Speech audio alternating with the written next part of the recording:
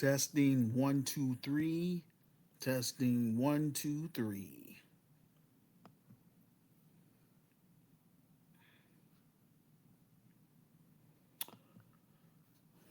All right, we're finna get started. Welcome to Help Stop the Genocide in American Ghettos podcast. I'm your host, Emmanuel Barbie. I'm the founder, president, and CEO of GRCAM, the Grassroots Community Activist Movement. I created this platform to discuss cultural issues, political issues, and social issues using an Afrocentric perspective. I interview activists, authors, entrepreneurs, and musicians. I also created this platform in order to recruit brave and smart Black Americans beyond Chicago, as well as brave and smart African immigrants across the United States of America from 10 African nations. They are as follows: South Africa, Kenya, Ethiopia, Tanzania, Uganda, Angola, Liberia, Ivory Coast, Ghana, and Nigeria. Our objective is to build the best Black Christian business within the United States of America, and that is Cacao Chicago, the Grassroots Community Activist Institute of Chicago. Unfortunately, I am unable to reach Black Americans because a majority of them have become Americanized, have developed a narcissist attitude, and have taken on the colonizer's ways. That's that's the reality. For 34 years, I've been reaching out to Black Americans, specifically Black Chicagoans, in real life and online. A majority of Black Chicagoans have told me that they're not interested in my vision and plan to help improve our social conditions within the low income Black community. I'm like, okay, bet. This is why I created this platform to broadcast my vision and plan through the airwaves across the United States of America and around the globe in order to reach the global African family. I encourage all of my listeners in America and around the globe to please step up and help me get my ebook on that bestsellers list. Quote, The Solution for Black America: Reclaiming, Rebuilding, and Restoring the Urban Ghettos in America, second edition. It's available on Amazon in two forms: as an ebook for $9.99 or as a softcover book for $15 plus shipping and handling. I provide my Amazon author page in the comments section below this audio podcast on my YouTube page. This would help put me in a better position financially so that I can hire Black people, African people, and others. I've been paying out of pocket for this business title for 16 years, since 2010, and still I don't have an advisory board or resource team. That's unacceptable, Black America. It really is. And it's a straight up turnoff. But hey, I'm going to do the best that I can to get this thing popping for our people that's trapped in the Black ghettos. I want my advisory board to have an associate's degree or above. I want Black attorneys slash African attorneys, investors, financial planners, marketers, Black entrepreneurs, African entrepreneurs, social entrepreneurs, and philanthropists. That's what I want. And I'm not making any moves until I have those people intact because I can't do everything. This is a Nehemiah assignment. As it pertains to our film project, I'm looking for legitimate artists such as film directors, producers, actors, stage managers, professional fundraisers, technical directors, and marketers. Um, I'm going to say Black filmmakers, African filmmakers, just trying to be more specific. Um, who's going to be able to come to Chicago and join our film project team once we're able to raise the funds. So I want y'all to at least be on standby. I don't know how long this is going to take, you know what I'm saying? But keep on trying. That's how come I do these, um, I would say, weekly audio podcasts, trying to engage with my listeners, trying to encourage them to become CAM members. All I can do is try. And I'm documenting everything so that way um, this is my credibility. My revised book is my credibility. Again, this platform is my credibility. My virtual store is my credibility. Future film is my credibility. And the actual business itself is my credibility. So I'm putting stuff out there trying to make it happen. But again, God give us free will. It is what it is. The grassroots community activist movement is for descendants of American slaves slash freedmen. And others that fall under this umbrella is African immigrants who reside in the United States of America and that wants to be part of this organization. Because after all,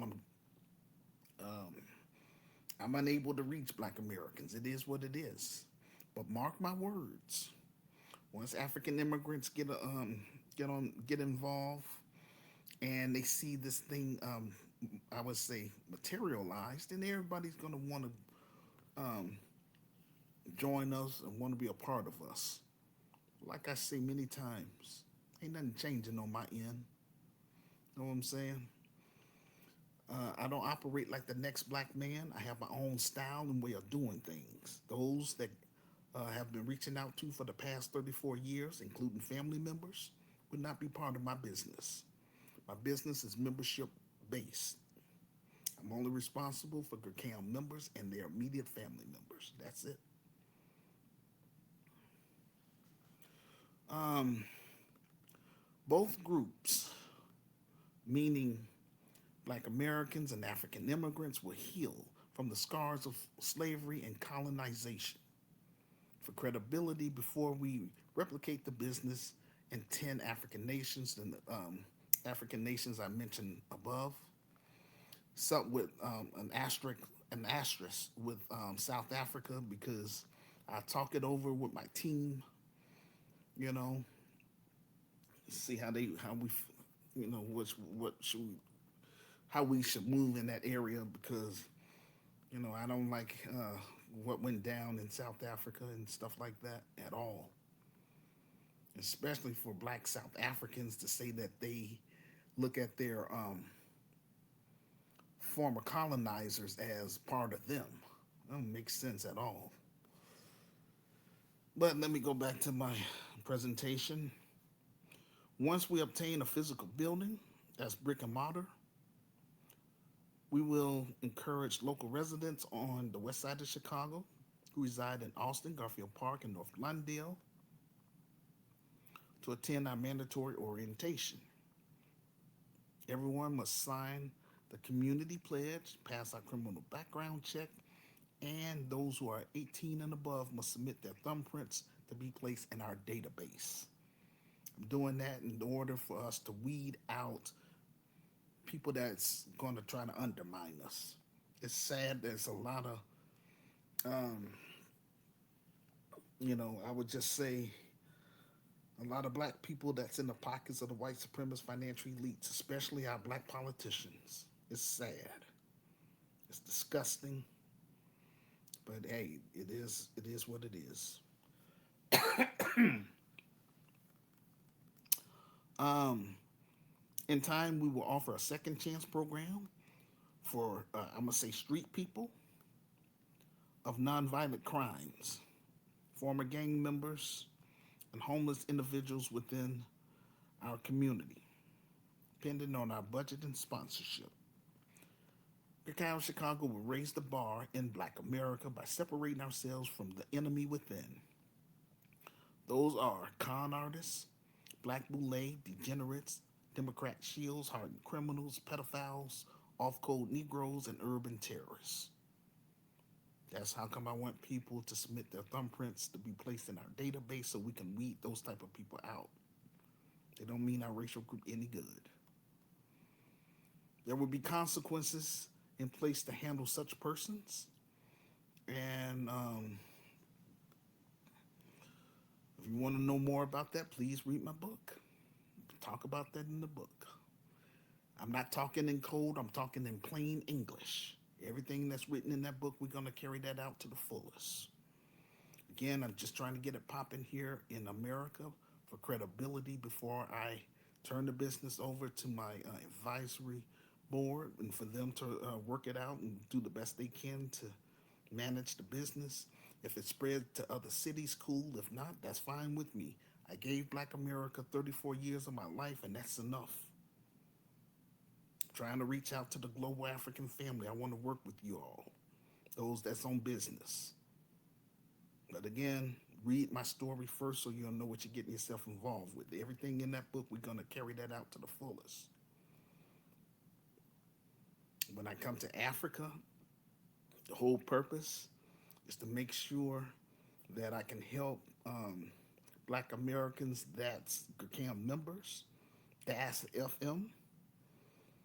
We're going to bring our talents and skills to help improve each African nation or each economy that we set up business at in exchange for dual citizenship and land. That's all I'm saying.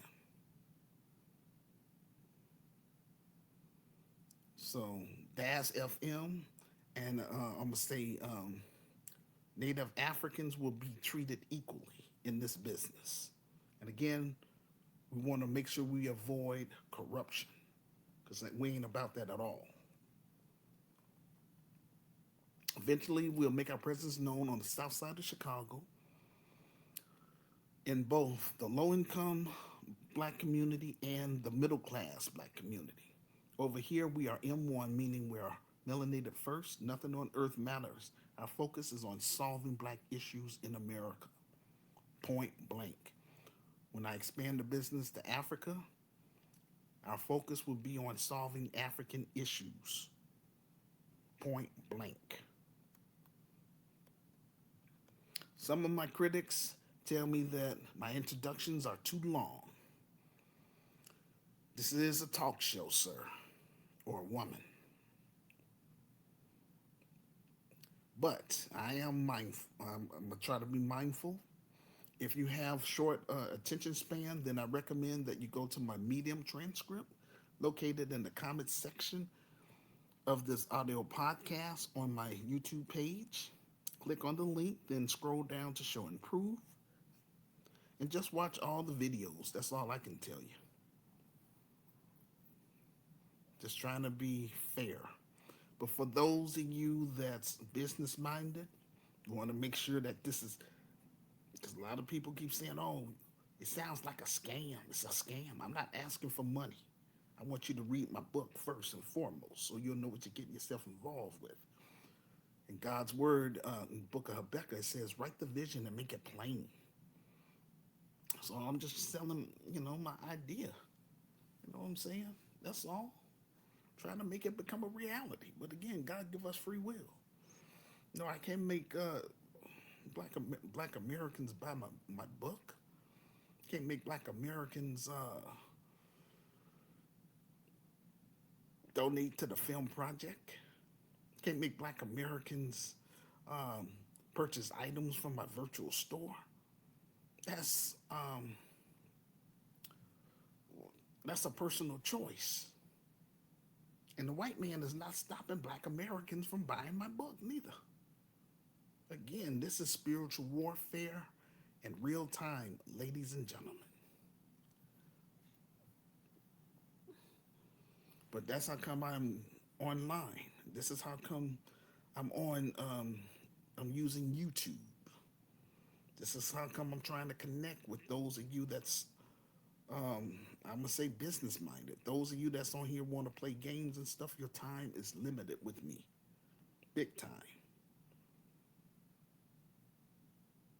Because once you know, I would say once the doors open up for me to get this book on that, the ebook on that bestsellers list, and the money start rolling in, then I can hire people. I can't do nothing right now.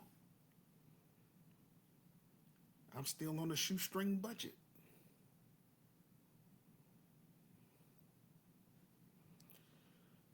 And what turns me off the most is that the dope man has more support from the black community than me. And he's destroying the community.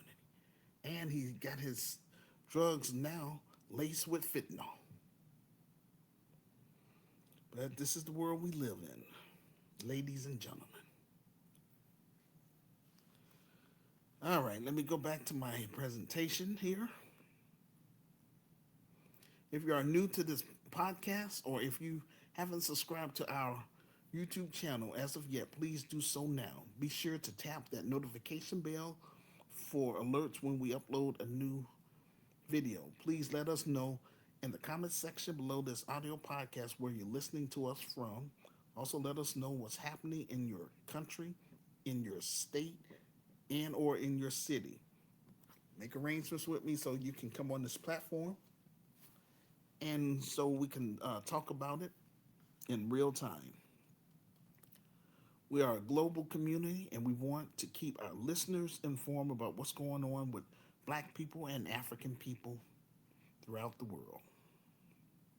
I would like for us to grow this platform to 500,000 strong and also for us to get behind this film project so that way the whole black world will know who we are, what we're trying to do for, I would say, DAS FM, descendants of American slaves slash freedmen. Eventually, in God's timing, we will be hosting African tours, Caribbean tours, and South American tours, so that way we can move beyond cyberspace and make our presence known in cities, countries around the globe. On this platform, we share news and social commentary on a variety of topics ranging from politics to social justice. I provide thought provoking views and details. I provide receipts that support my statements. I noticed that some of the biggest YouTubers are using our talking points. It is what it is. I give authentic commentary that speaks to my passion for shining a light on truth and exposing lies and liars alike.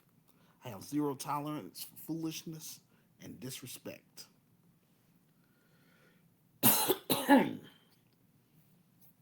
Bear with me, ladies and gentlemen. I'm a little bit under the weather because I've been under that air conditioner. It's been kind of hot up here, but it is what it is. It's life. Life goes on. On this platform, we are more than just talk. We will put boots on the ground and do what we can to help improve the social conditions of our people who want more out of life and who wants to become Gurkhan members. I'm not here for entertainment. When I get on this microphone, I'm here to call a call of action. You know what I'm saying? We got to get this. I'm asking all my listeners to please. We got to get my ebook on that bestsellers list so I can move this thing to the next level. So I can pay people. I'm not in a position to do all that stuff now because, again, I'm on a shoestring budget. This is so doggone ridiculous. I'm trying to create jobs through this business. The best um, black Christian business within the United States of America. But that's all right. I'm doing the best I can. That's all I can say. I'm giving notice to everyone on my Facebook page, my Instagram page, my TikTok page, my LinkedIn page, and X page. If you do not care about solving black issues or solving African issues, then please delete me off your friends list and go on about your business. That's all I'm saying. Disclaimer: this content is for educational and informational purposes only. It is based on public available reports and verified media sources. We fully comply with YouTube's community guidelines. We do not promote violence, hate, or misinformation in any form. This plat- this podcast is available in two forms: audio and also as a written text in order for us to reach our audience. Help Stop the Genocide in American Ghettos podcast is our black media component. I would like to encourage my listeners to subscribe to my Medium page. That way you can follow along during my presentations. I provide my Medium transcript in the comment section below this audio podcast. If you are a black artist, African artist, such as an author, comedian, poet, musician, or entrepreneur, then make arrangements with me to come on this platform and promote your book, your business, your music, your jokes, and or if you have a small ministry, then you're more than welcome to share a 30-minute sermon with my listeners from the global community. Again, I try to share this platform. I'm not on here just trying to sell a book. I'm not on here just trying to sell items from my virtual store. I'm not on here just trying to raise funds for the film project. I'm here to recruit brave and smart black people and African people across the United States of America to work with me, help turn this thing into a reality. I don't have any kids. This world don't deserve my seed. However, that's another story. My focus is on reaching out to black parents that lives in the low income black community. This business is for you and your family. Um, After the show, I offer incentives to my guest speakers by teaching them how to create their own podcast, YouTube channel, and get it monetized, as well as assist them with creating a free Wix website. I'm available Saturday, August 8th, Sunday, August 9th, Tuesday, August 11th, through Sunday, August 16th, Monday, August 17th, Tuesday, August 18th, Thursday, August 20th, through Sunday, August 23, Monday, August 24th, Tuesday, August 25th, Thursday, August 27th, through Friday, August 28th, Sunday, August 30th, and Monday, August 31st, all between 2 p.m. to 9 p.m. American Central Time. If you are a member of my Grakai of Africa group on Facebook, don't worry about buying my ebook. I'm mindful that those of you who reside on the continent are living from hand to mouth. All I'm asking you to do is step up, put me on blast by leaving a public comment about the topic in the comment section. Most of all, please share my YouTube link with all of your friends on Facebook and any other social media sites that you are on. This will help get the ball rolling. It doesn't matter how bad I would like to get this Christian business up and running in Chicago. Without financial support from the black grassroots and the global African family, then I am unable to do my God given assignment, which again is to build the best black Christian business within the United States of America. I encourage black content creators and African content creators who have a large following. Please allow me to come on your platform so that I can speak to your audience about my revised book and my film project. Um, After all, this business is for I would say black millennials and Generation Z. This is not my burden alone, this is a shared burden. CAM members will take the lead in solving our social issues within our community. I don't want the brand and the vision to die in America. I want to push this vision to the black world. This is my contribution to Africa's rising. This year, we are determined to get this film project fully funded and made so that way we can get our story on the big screen in order to reach the black world. That's all I'm trying to do. And before I cut and run, I want to make sure that Sister Renee will be well taken care of, that we set up a chapter in West Memphis, Arkansas, because she's been working with me for the past 14 years, dedicated, and I'm grateful for her.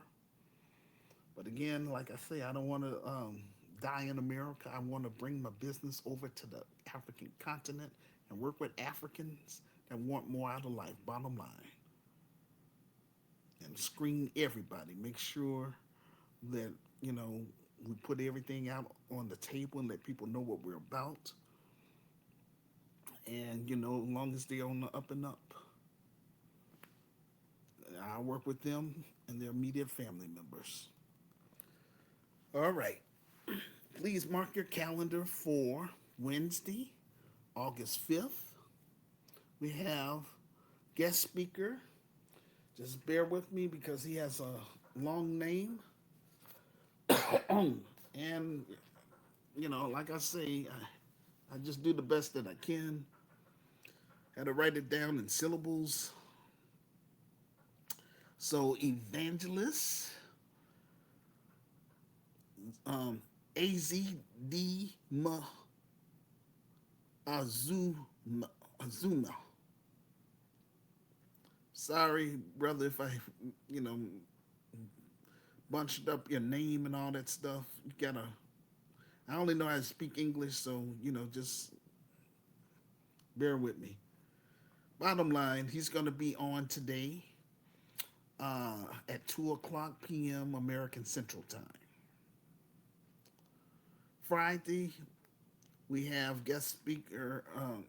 Friday, August 7th, we have guest speaker prophetess Edith Augustine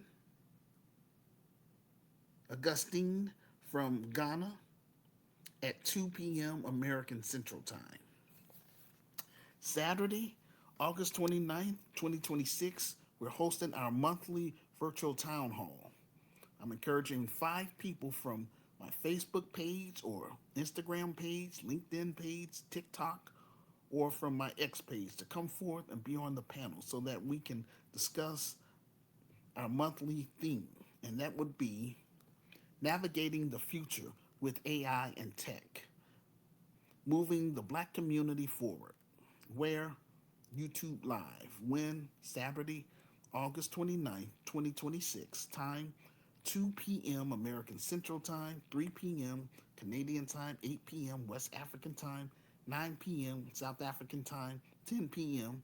East African Time, and 8 p.m. UK Time. If interested in being on the panel, then please send me a message to my Facebook inbox or to um, the other social sites that I mentioned earlier. Okay? And along with your email address, so that way I can email you specific instructions about being on the panel. If you are unable to participate on our monthly virtual um, town hall, no problem, then please listen to the replay, leave a public comment about the topic in the comment section, and most of all, share the audio podcast with your friends on all social media sites that you're on. This will help get the ball rolling. Now, if you don't know how to use StreamYard, then make arrangements with me. I already mentioned the times I'm available earlier. So, just let me know. And I'm willing to teach you how to do that. So you can come on this you can come on the show and discuss the topic. And after first, I'm gonna do side A. I always do side A just in case if my panel doesn't show up or just in case we have technical difficulties. And I usually do that a day before, so I would be doing that on the 28th. I do my presentation then. And then after that, um, the next day, if my panel show up, cool. And if they don't show up, cool too, no problem. The show continues. Bottom line, I am determined to do the best that I can to get this thing popping.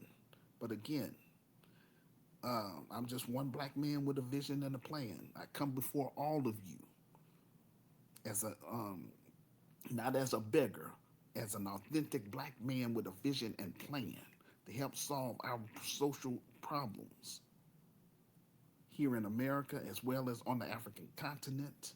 But again, I need brave and smart people that's going to be on my team, that's going to help me build this business and run this business. That's all I'm saying. And you're going to have to meet me face to face. We're not going to be hiding behind no computer. We're going to bring this business to the hood, to the black ghettos, the devil's stronghold. Doing that because this is where a lot of the violence take place in the first place.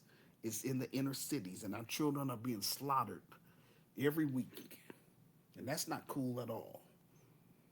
This is what I'm called to do.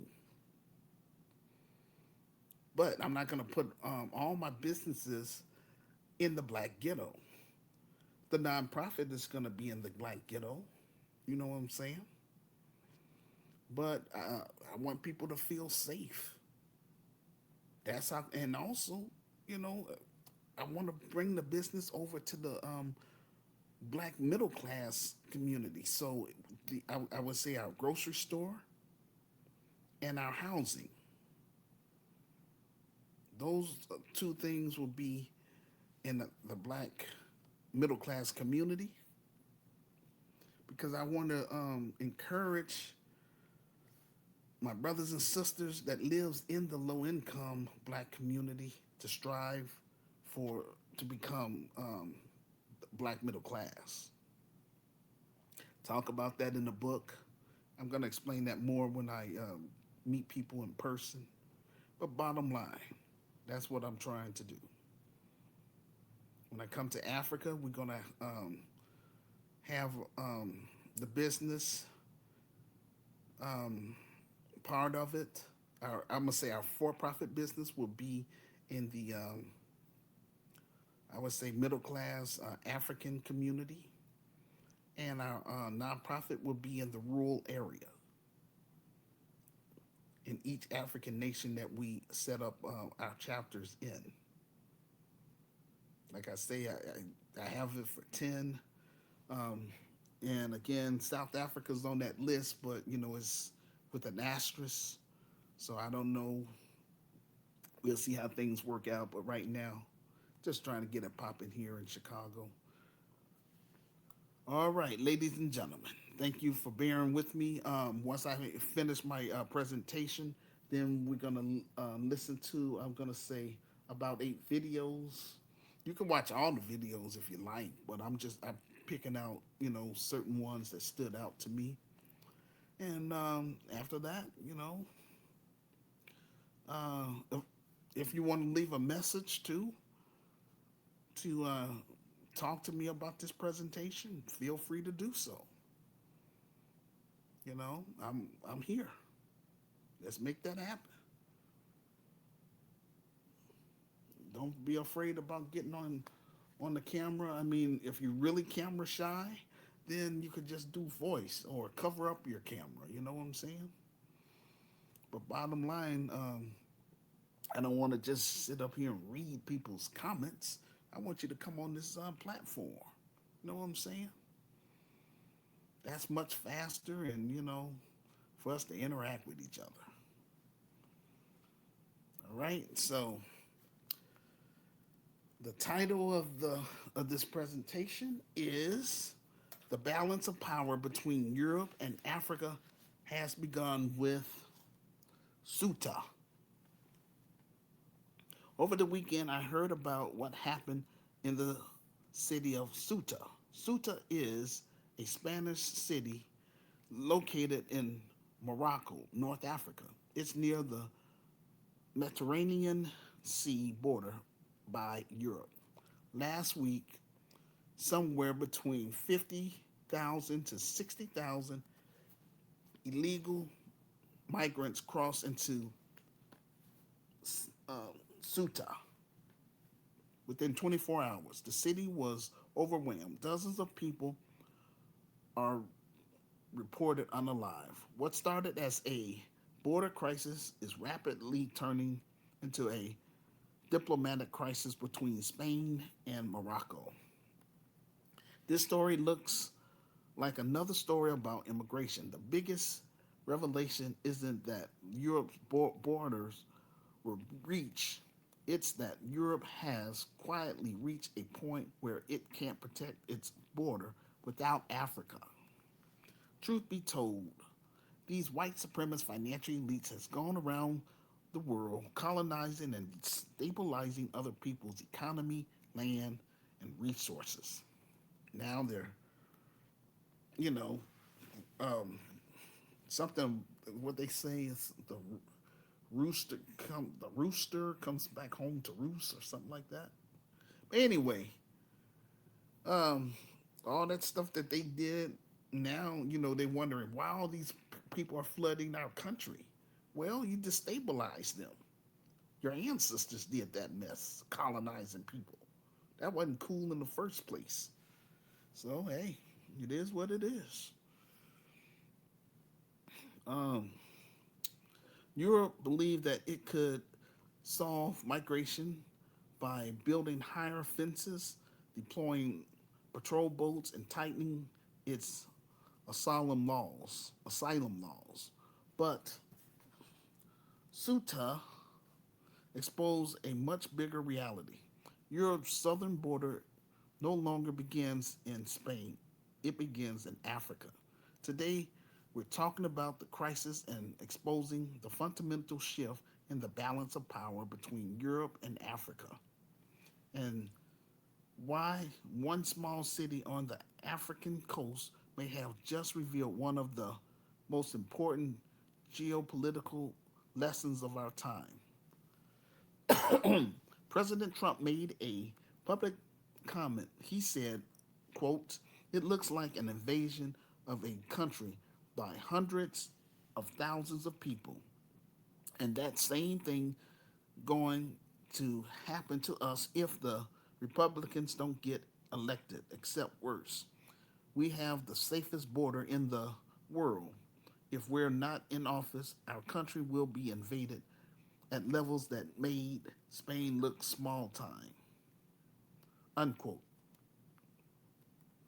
First, we need to understand what Ceuta actually is. Ceuta is a small Spanish city located in North Africa, surrounded by Morocco on one side and the Mediterranean Sea on the other side. Its story is actually an important piece of history on its own. Ceuta um, stretch, stretches back more than 2,000 years. Long before Spain existed, it was an important trading route. The Carthaginians controlled it, and then came the Romans who colonized the area because it was a gateway connecting the Mediterranean Sea to the Atlantic Ocean. Later, in the 8th century, forces captured Sudia, um, and from there began centuries of Islamic rule over much of what is now Spain and Portugal. And then came another turning point. In 1415, Portugal conquered Ceuta. making it the first major European colonial outpost on the African continent. When Portugal and Spain later came under the same crown, Ceuta eventually passed to Spain, and when Portugal regained its independence in 1640, Ceuta remained with Spain. Over the centuries, Morocco repeatedly tried to retake the city. When Morocco gained independence from France and Spain in 1956, Ceuta did not become part of the new Morocco state. Instead, it remained Spanish territory. Then in 1995, it officially became an autonomous city of Spain, more than 6 centuries after the European kingdom first captured Ceuta. It still remains a tiny piece of Europe on African soil. Spain considered it an inseparable part of its sovereign territory. Morocco has never accepted that claim, and that unresolved tension has quietly shaped the politics of this border for decades. However, for years, Spain has invested heavily in protecting Ceuta. There are double and triple layer security fences, barbed wires, surveillance cameras, um, thermal imaging systems, border patrol units, military. It has long been presented as one of Europe's most fortified frontiers, which is precisely why what happened in 24 hours last week has sent shockwaves across the continent. Because despite all of that security, somewhere between 50,000 to 60,000 people crossed into Ceuta in a single day. And that's when people across Europe began asking the obvious question: how does one of Europe's most heavily guarded borders become overwhelmed almost overnight? The answer: it has very little to do with the fence itself and everything to do with what was actually happening on the other side of it. Because Ceuta isn't just a border crossing, it is in many ways one of the world's last remaining colonial era territorial disputes. And once you understand that, you begin to see why what happened last week is about far more than migration. I believe that the mainstream media is talking about it as a migration issue, whereas in fact it's more to do with Morocco politics, putting leverage on Spain, possibly linked to the territory of Western Sahara. It's a reaction around Europe and President Trump. Everyone's sort of saying this is what's happening if you don't control immigration. I believe that Morocco is using this issue for leverage. It's putting pressure on Spain either to recognize these territories as Morocco and try to normalize dip, dip, diplomatic relations with Algeria. A border fence is only effective if both sides of the border are enforcing it. For years, Spain hasn't been protecting Ceuta. Moroccan forces, security forces, have routinely intercepted migrants before they reach the fence, dismantling smuggling networks and patrolling their side of the border. In other words, Europe's first line of defense hasn't actually been in Europe, it's been in Africa. And that's exactly why last week's event are so extraordinary. Spanish officials say that the sheer number of people who reached the border in such a short period of time suggests that the normal system of containment on the Moroccan side broke down or at the very least was overwhelmed. Once tens of thousands of people reached the fence simultaneously, even one of Europe's most sophisticated border systems simply couldn't cope. The pressure against the fence became unlikely anything Europe has prepared for. And that's why this story isn't really about a fence. It's a story about strategy because Europe has spent years believing that it could secure its southern border by partnering with countries across North Africa.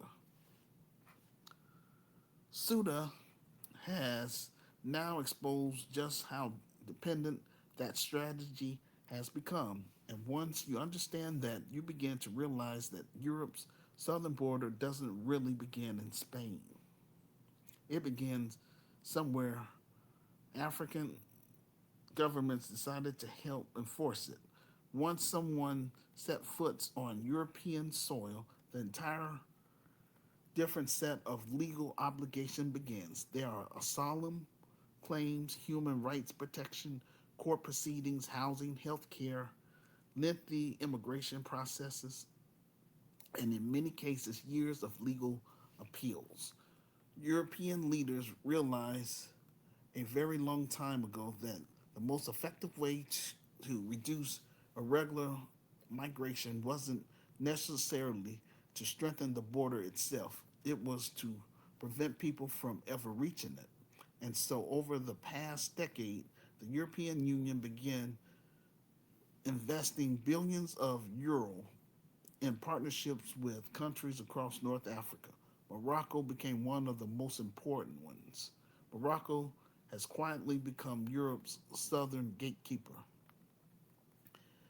a continent that once projected power onto Africa now depends on Africa governments to protect one of its most sensitive frontiers.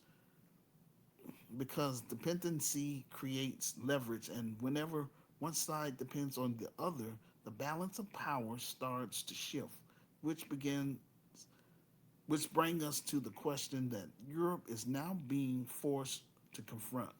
What happened when the countries protecting your border also have interests, priorities, and political pressure of their own?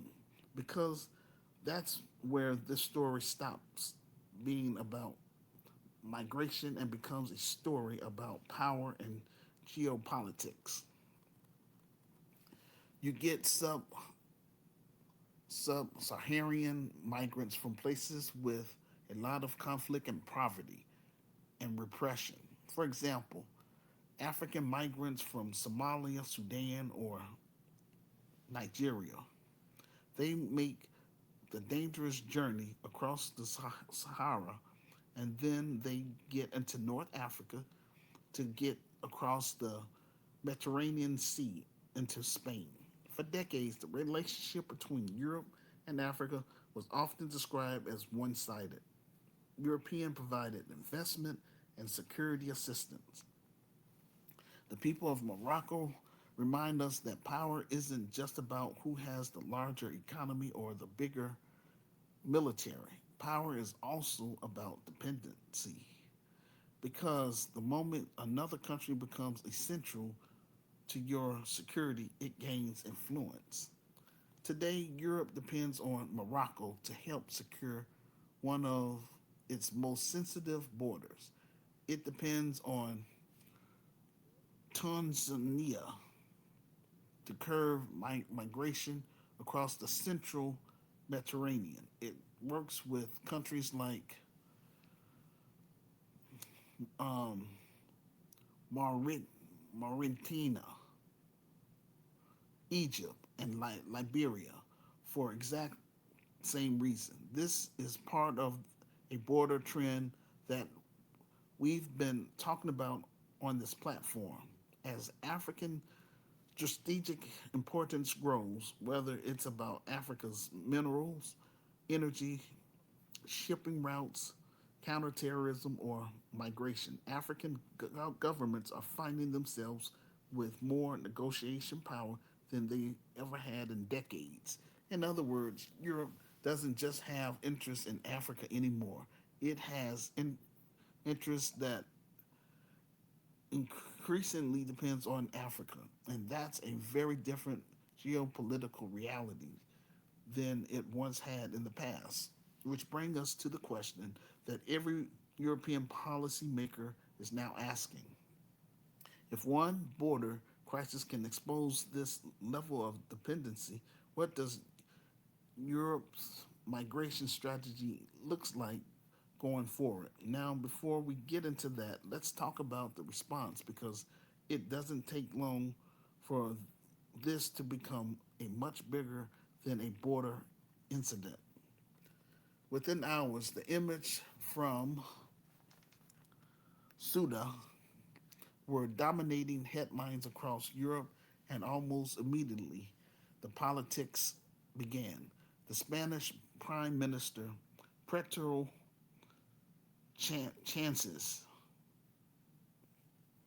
described the situation as an un, unpre, unprecedented challenge and called for European solidarity, making making it clear that this wasn't just Spain's problem. His message was simple. When Europe's external border is breached, it becomes a European issue. And that's a sentiment echoed by leaders across the continent because what happens in Suda has reunited one of Europe's most divisive political debates, immigration. For years, anti immigration parties across Europe have argued that the continent's borders are no longer under control, and this crisis has given many of them fresh ammunition with calls for tougher border enforcement, stricter asylum policies, more deportation, and even tighter controls of migration. But the political reaction hasn't stopped in Europe. Even right here in the United States, President Trump seized on the moment to reinforce his own immigration message. So, what all of this means is that migration is no longer just a domestic policy issue, it's become a global political issue from Europe to the United States and South Africa.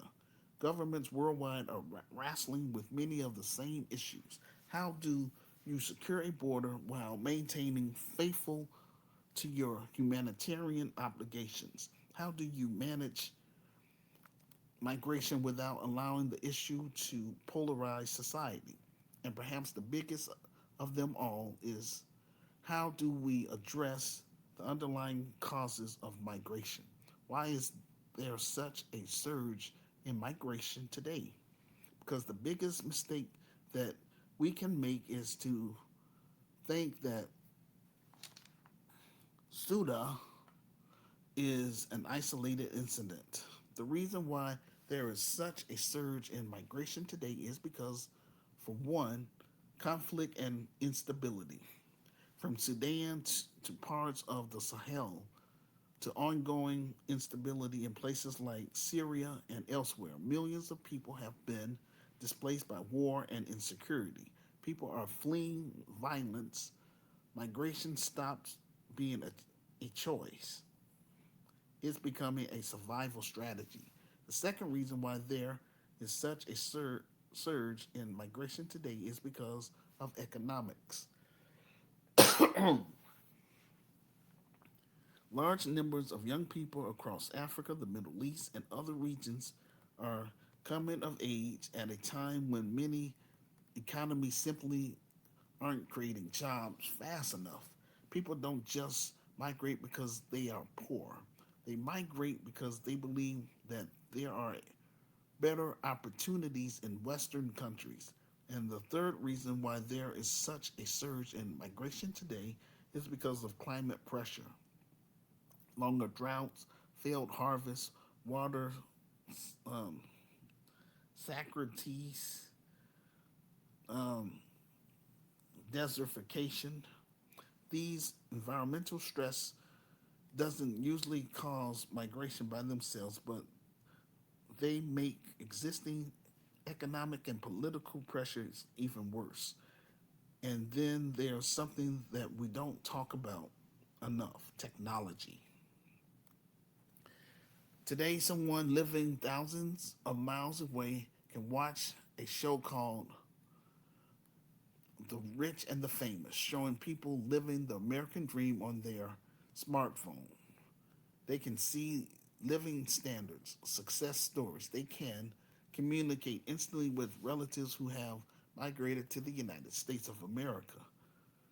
Information travels faster than ever before, and that challenged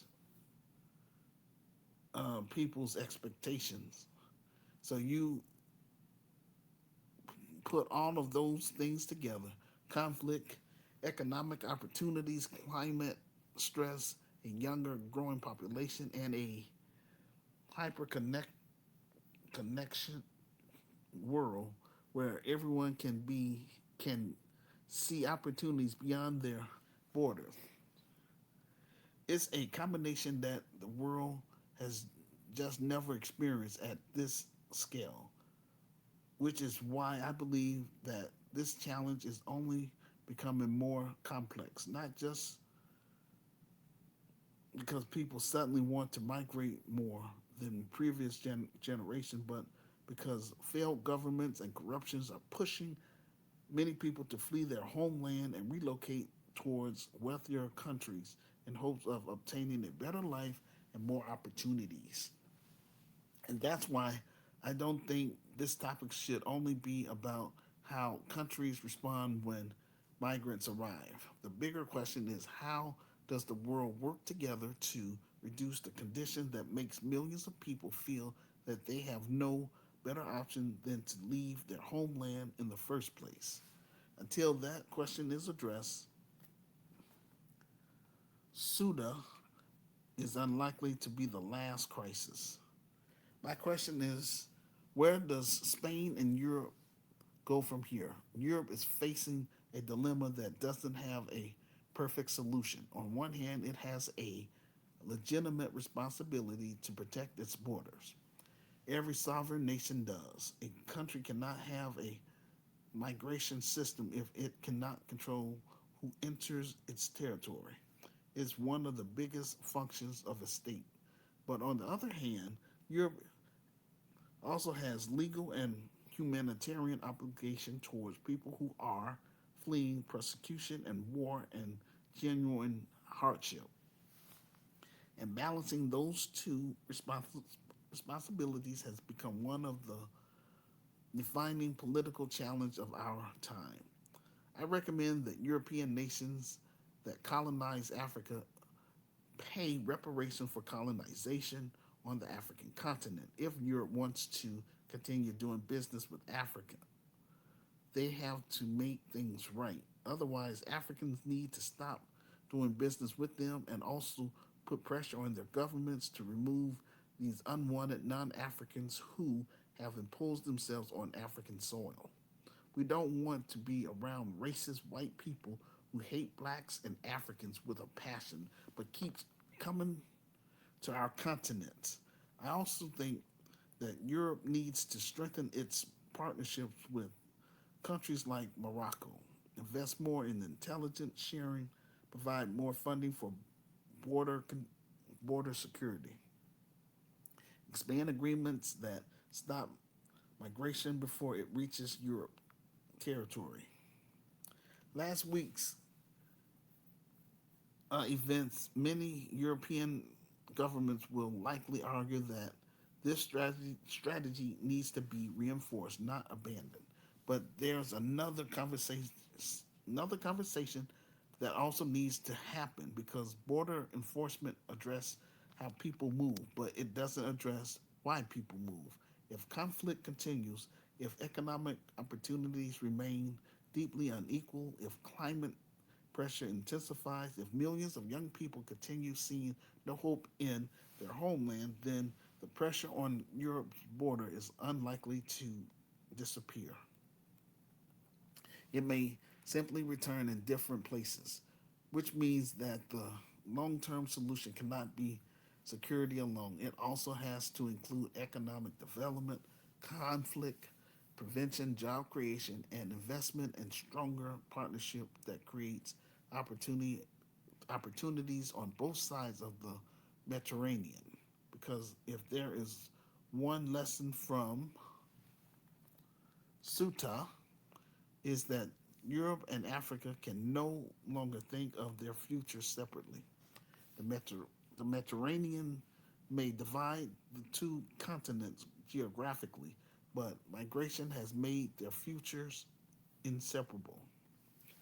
And perhaps the biggest lesson from this entire crisis, the question is no longer whether Europe needs Africa. The question is how Europe and Africa choose to work together because geography ensures that they will continue shaping each other's future for decades to come.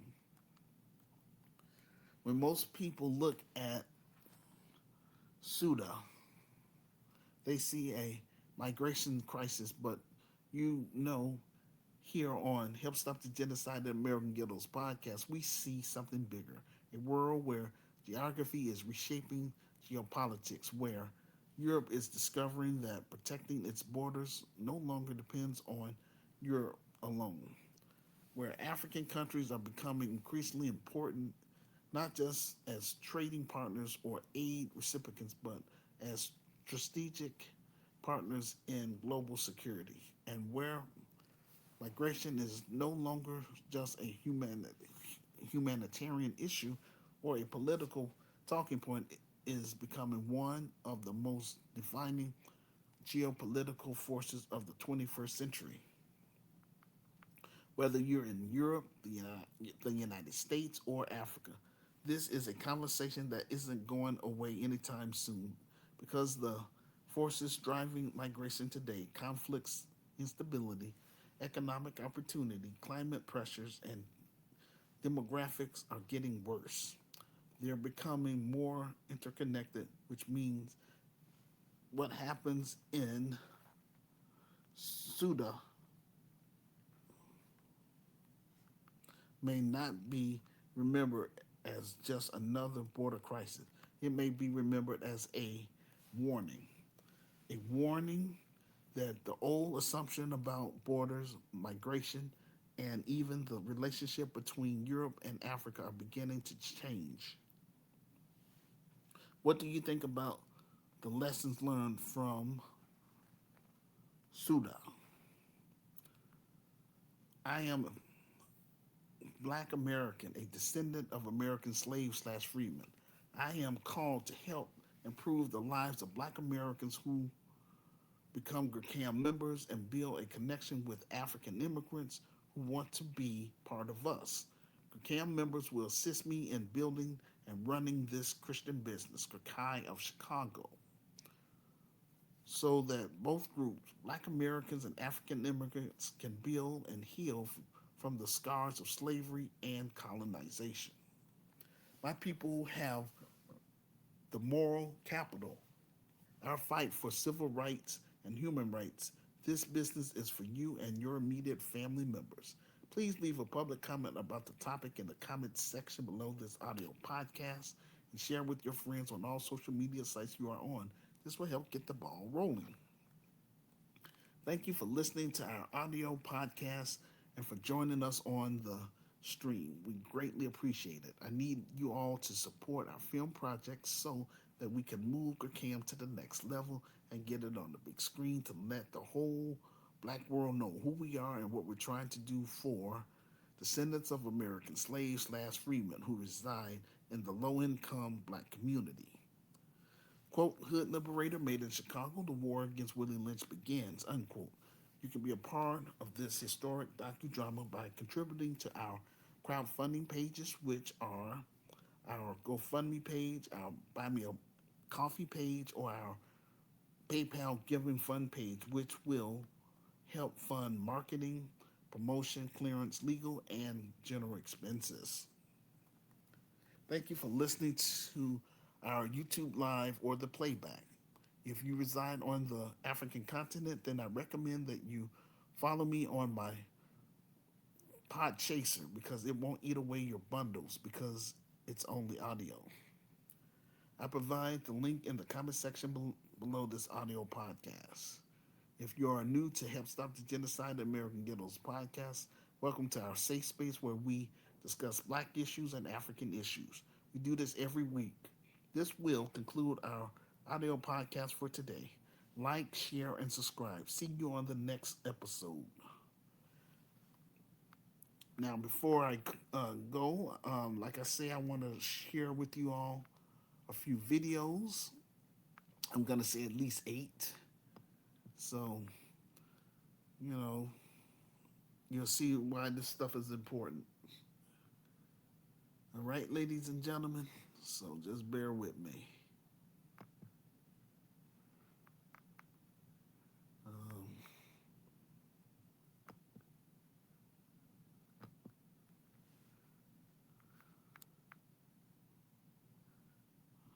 Okay, let's see.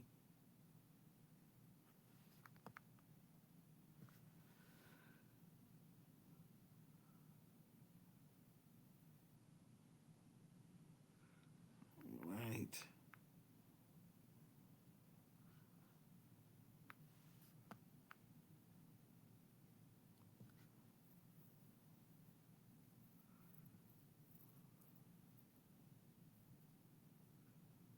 Hmm.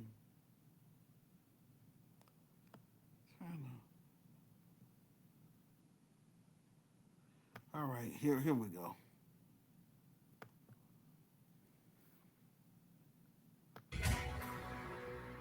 At least 18 people have died. At least 50,000 migrants poured across the Moroccan border into the Spanish territory of Ceuta in just 24 hours. Look at these scenes. It's forcing Spain to deploy its military to the border just months after Spain's socialist government launched a mass amnesty program for illegal migrants. Our next guest warns this is what America could face if Biden-era progressives return to power. Remember, the DSA says no borders. Former Margaret Thatcher advisor Niall Gardner joins us now. Niall, your thoughts as you see the swarms go over the wall, go through the so-called turnstile and into Spain? Good morning, Brian. This is an absolute disaster for Europe, and it's the direct result of open borders, socialist, crazy policies, frankly, including a mass amnesty for illegal immigrants in Spain. And this is the result. At least 50,000 illegal migrants crossed into Spanish territory yesterday. Many more will cross in today. Some estimates indicate that the official figure is far too low. There could be perhaps 80 to 100,000 migrants who've crossed into Spanish territory. And this is a vision of America's future if the socialists, the communists take power in the United States in 2029. Because this is exactly what they're going to do, offer an amnesty, have an open border, and you'll see the invasion of the United States. So what is happening in Europe right now is a vision of America's future if the crazy communist, socialists, the far left seize power in the United States. So this is a nightmare scenario, actually, not only for Europe, but also for America as well, if we see these scenes unfolding a few years from now. So, the thing is, this isn't random. This is Spanish Supreme Court ruled that limited the immediate return of migrants intercepted after reaching Ceuta by sea. And then they had a 2025 program that told undocumented migrants who did not commit crimes, basically, you can stay. So if you're in Morocco living in squalor, you go, this is my chance. I'm going. I'm out of here. The White House says this. Yes. President Trump has long warned that Europe that would happen if they continue to implement far-left globalist policies, including enabling mass migration. Spain and other countries who have adopted this destructive philosophy should immediately reverse course or risk their own demise. He is right, and he was right in 2016 when he said it and when he ran, wasn't he? Yeah, President Trump is absolutely right about what's happening in Europe today. We're seeing, frankly, the future of Western civilization under threat right now as a result of mass migration, as a result of open borders policies. And this is what happens, of course, when the left take power. And what we're seeing right now in North Africa, in Europe, is what would have happened to the United States if Kamala Harris had become president, actually. There's no doubt about it, actually. And we are seeing really, literally in real time, the end of Western civilization as a result of socialist policies. And once all these migrants are into Spanish territory, many more, of course, will come in. They will then eventually have the freedom to move across the entire European Union. And this is a disaster not only for Spain, but also a real tragedy, I think, for the whole of Europe.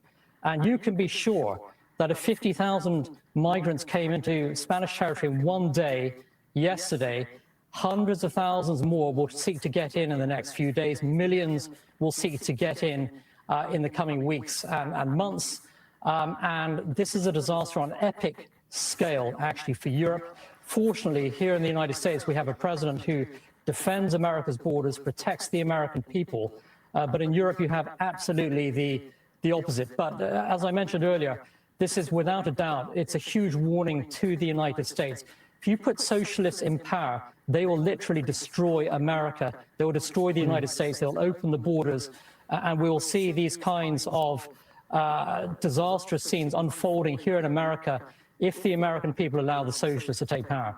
Think about this. They become voters. Those voters from Morocco, whatever, do not want the U.S., for example, using their own bases. Well, I can't let them use their bases because I'm going to lose votes or lose power. So they adhere to their new minority.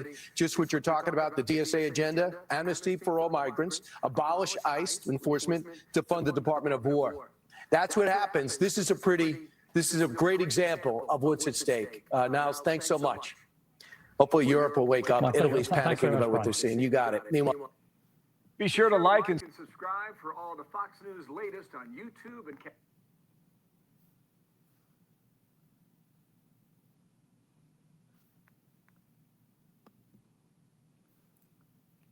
That's why I finished. I was finished talking about on my presentation. So just saying, this stuff is real.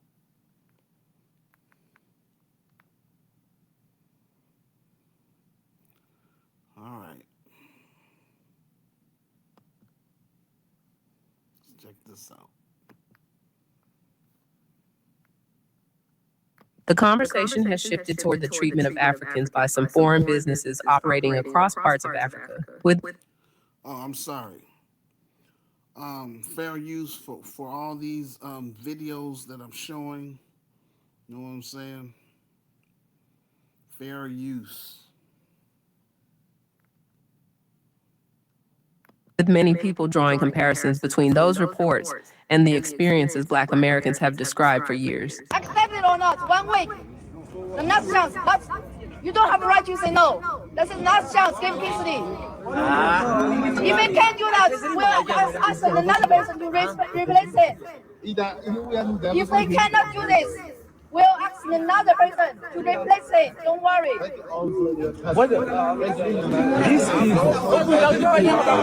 All right.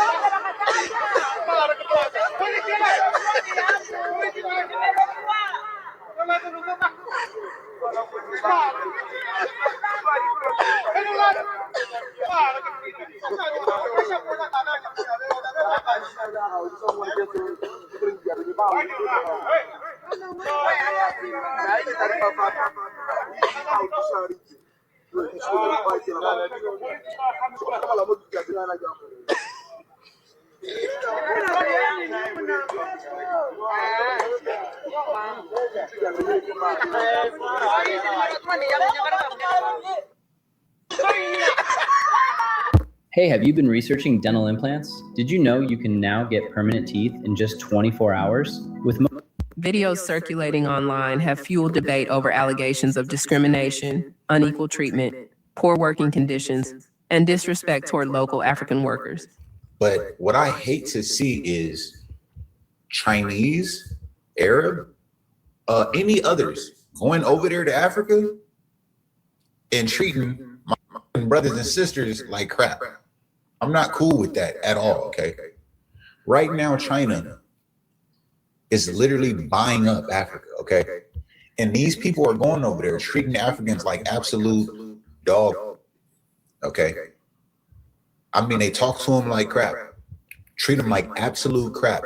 And what boggles my mind is the Africans who get in my comments and try to protect these people, all because they are bringing upward mobility to Africa by the way of a job, okay? Even though that Chinaman is paying these people absolute crumbs, talking to them like they're fucking nothing, treating them like slaves. We've all seen the videos, right? We've all seen them. Men, women, I've seen videos of Chinese men punching African women. What the f are you Africans gonna do about that? Y'all are so hungry that you won't even protect yourselves or your women, bruh. A Chinaman coming over to your country and you just bowing down to him because you so in need. Bruh, that hurt my soul as a Black American, I promise you. Because we would never do that. Never. We would fight before we would bow the knee to a foreigner coming over here doing us like that. And when they do. They come over here and they try it. And then they get that understanding real quick. The whole world knows what Black Americans do. So I don't need to sit here and, oh, we do this, we not. Y'all know. I want the Africans to start to stand up, man. Stand up on your own land. You there, bruh. Take control of that. Don't ever let a foreigner come over there and disrespect you. While these incidents do not represent every individual or every business, they have sparked a broader discussion about power, dignity, and respect. Again, the Africans have so much to say about the Black Americans, but I think we know in America, the Black folks ain't going for this. But here's the crazy thing. We know that this Chinese fellow is in an African country treating Africans like slaves. And what's worse is that there are Africans watching it, which means that they're comfortable with it. They condone it. And there's an African holding the phone, recording it and laughing about it. The Africans are still colonized, still enslaved mentally. They lie to themselves and speak of their culture and that they have morals and values. And really, not much has changed since colonization. And I don't say this to deride the Africans. In fact, every 2 weeks, I have a meeting called SAS in Africa from our organization. And we have a number of blue chip items. Number one is Africa should be nuclear. Why? To protect from all these invaders, the Muslim Arabs, the white supremacist Christians, and many others, the Chinese. And also we teach identity so that the Africans can follow this Bible. This is a 3-sentence Bible. It's a 3-sentence Quran. It's a 3-sentence Torah, which is number 1, be yourself. Number 2, be good to yourself. Number 3, be good to good people. Well, number 1, be yourself. Be an African, be proud, know what you are. Number 2, be good to yourself. Don't let people disrespect you, especially in your homeland. And number 3, be good to good people. Be around good people. Many Africans and members of the Black diaspora argue that the same attitudes some Africans say they experience from certain foreign employers in Africa are similar to the prejudice and discrimination Black people have long spoken about in the United States. 你们去哪位？我过来是原委会啊。对，我先看房子，没得看头啊，哪个都不敢租给你啊。好，好，没关系。但是我看我是不能看吗？我看可以看是不是？对吧？对，你说不能，我不能住这里，但是我能不能看？哪儿也不能去。但是我能不能看嘛？不能拍，不能拍。我不是拍我拍你吗？我没有拍你，我记录我自己，不行吗？连我们照片都不能拍，连我们的房子都不能拍。哦，不要碰我嘛，不要碰我，不要碰我。不要碰你，但是请出去哈。请出去。我不是来拍你，我来拍你没有。我们这儿的房子不允许拍哈，走。Would you guys like to know how much revenue a gas station can generate? It'll surprise and shock you. So stick around. 走。 So that's an African in China trying to rent a unit, and the Chinese are telling them, hell no. Better yet, you can't even walk through this complex. And you see, I think that was a security guard telling him to go. And they was calling him all kinds of names.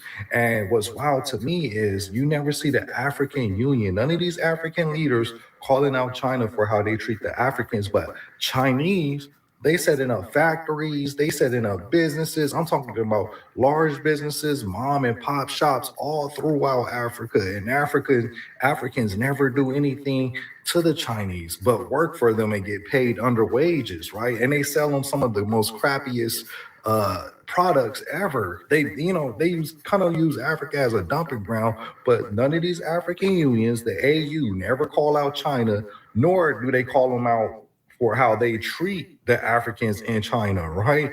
Mind you, these Africans have a whole country behind them. They come in, a country that's supposed to represent them. So yeah, it's wild. Like Chinese could do whatever they want in Africa.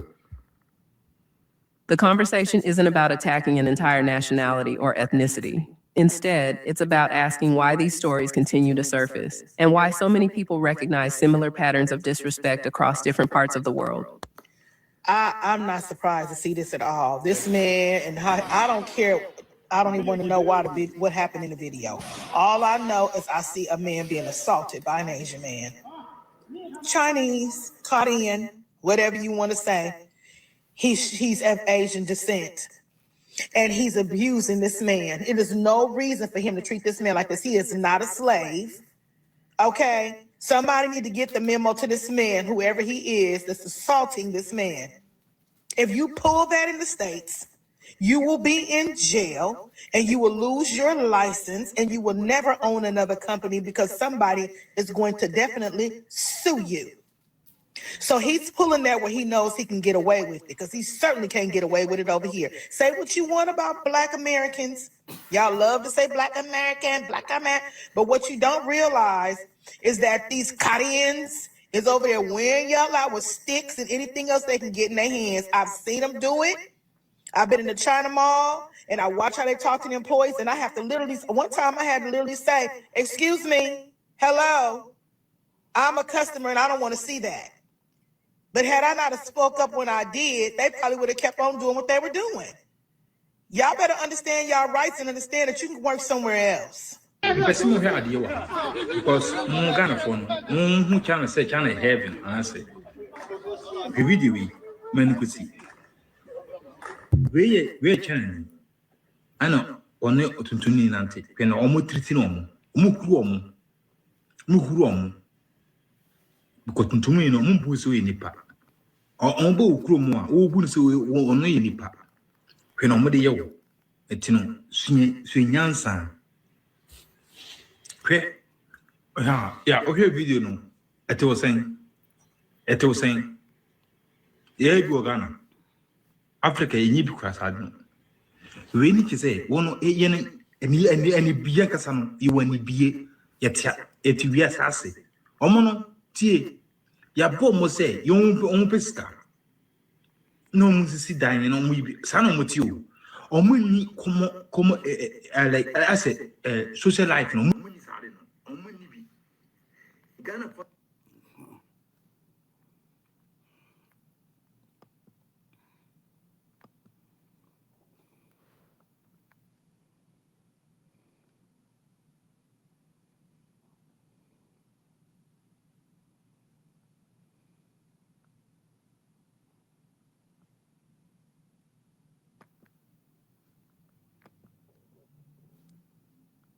that once Chinese people stay in Africa for a long time, they actually don't want to go back. I've been here for 10 years now. Yeah, why don't we want to return first? The climate here is really nice. The average temperature is around 25 degrees all year round, so we don't even need air conditioning. Second, there isn't much cutthroat competition here, and the pace of life is slower. We start work at 9 a.m. and finish at 5 p.m. Employees work those hours, so do we. There is none of that complicated social etiquette back home, and no need for endless business dinners and drinking parties. I think it's pretty great. Chinese people actually live more comfortably here than in China. What's more, we don't have to do housework. I have two maids, one cooks and the other cleans the house. I feel that once Chinese people stay in Kenya for a long time, they really grow more and more reluctant to go back to China. I've been here for 10 years now. Why don't I want to return? First of all, the climate here is extremely pleasant. The year-round temperature says around 24 degrees, fresh and not sweatery. You only need light clothing all year round, free from extreme heat and bitter cold. Secondly, there is no daily overtime or staying up late. Besides, interpersonal relationships here are simple and straightforward. You don't have to deal with complicated social obligations or frequent business dinners and drinking parties, which saves you from much mental exhaustion. To be honest, Chinese people live much more comfortably here than in China. I don't need to worry about housework at all. I have hired domestic workers for take care of daily chores, including laundry, cooking, and cleaning. I just spend all my time to work. Do you know how amazing it is? In just 3 seconds, it can give you a smoother shave than your wife's, leaving no stubble. Developed jointly by a renowned razor brand team. And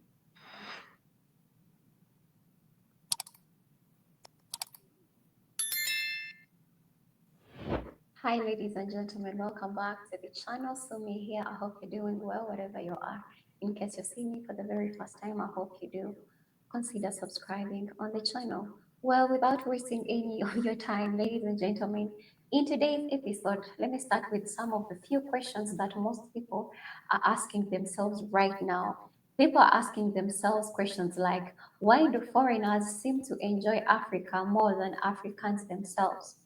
Are Africans unknowingly repeating colonial patterns?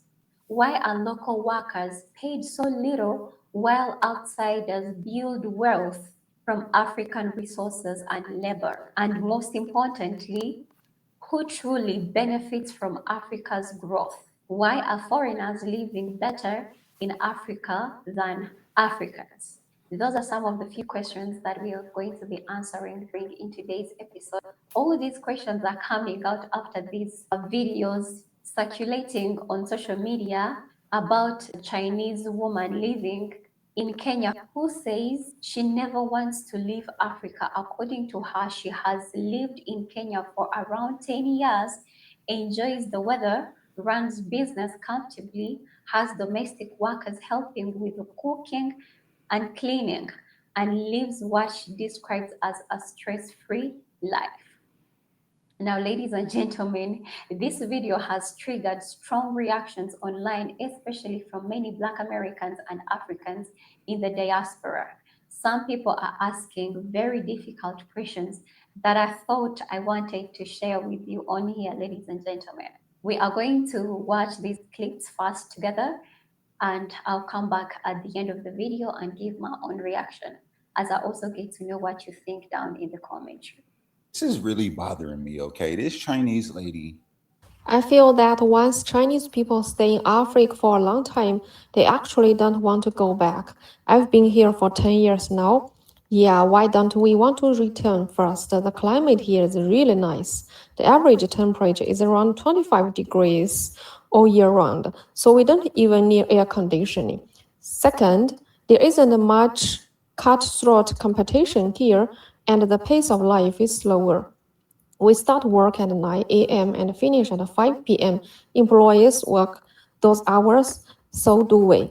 There is none of that complicated social etiquette back home, and no need for endless business dinners and drinking parties. I think it's pretty great. Chinese people actually live more comfortably here than in China. What's more, we don't have to do housework. I have two maids, one cooks and the other cleans the house. Moved to Africa, okay? And yes, she brought business and she's helping out some Africans, but I'm not gonna lie, this seems like indentured servitude, okay? And the way that she's speaking about, oh, you know, they clean my house and they do this and they do that, it just gives me an eerie colonizer feeling. And the Africans are so desperate for upward mobility that they don't see this shit. They don't see how cringe and crazy it is for these Asians to come to your country, live better, do more, and get further. Not only that, hire your ass to clean their fucking mansion that they built in Africa. It's something about this that just gives me the ick. This shit, it's weird. And I really want Africans to kind of look at things the way that Black Americans look at stuff. Man, we've been through a lot here. Okay. And when somebody is using us, we see the shit first. Okay. And I just want to tell y'all, working for these people over there and doing this shit, y'all got to make sure that you're getting the better end of the stick, because they come into your country, living better, doing more. What the fuck is that?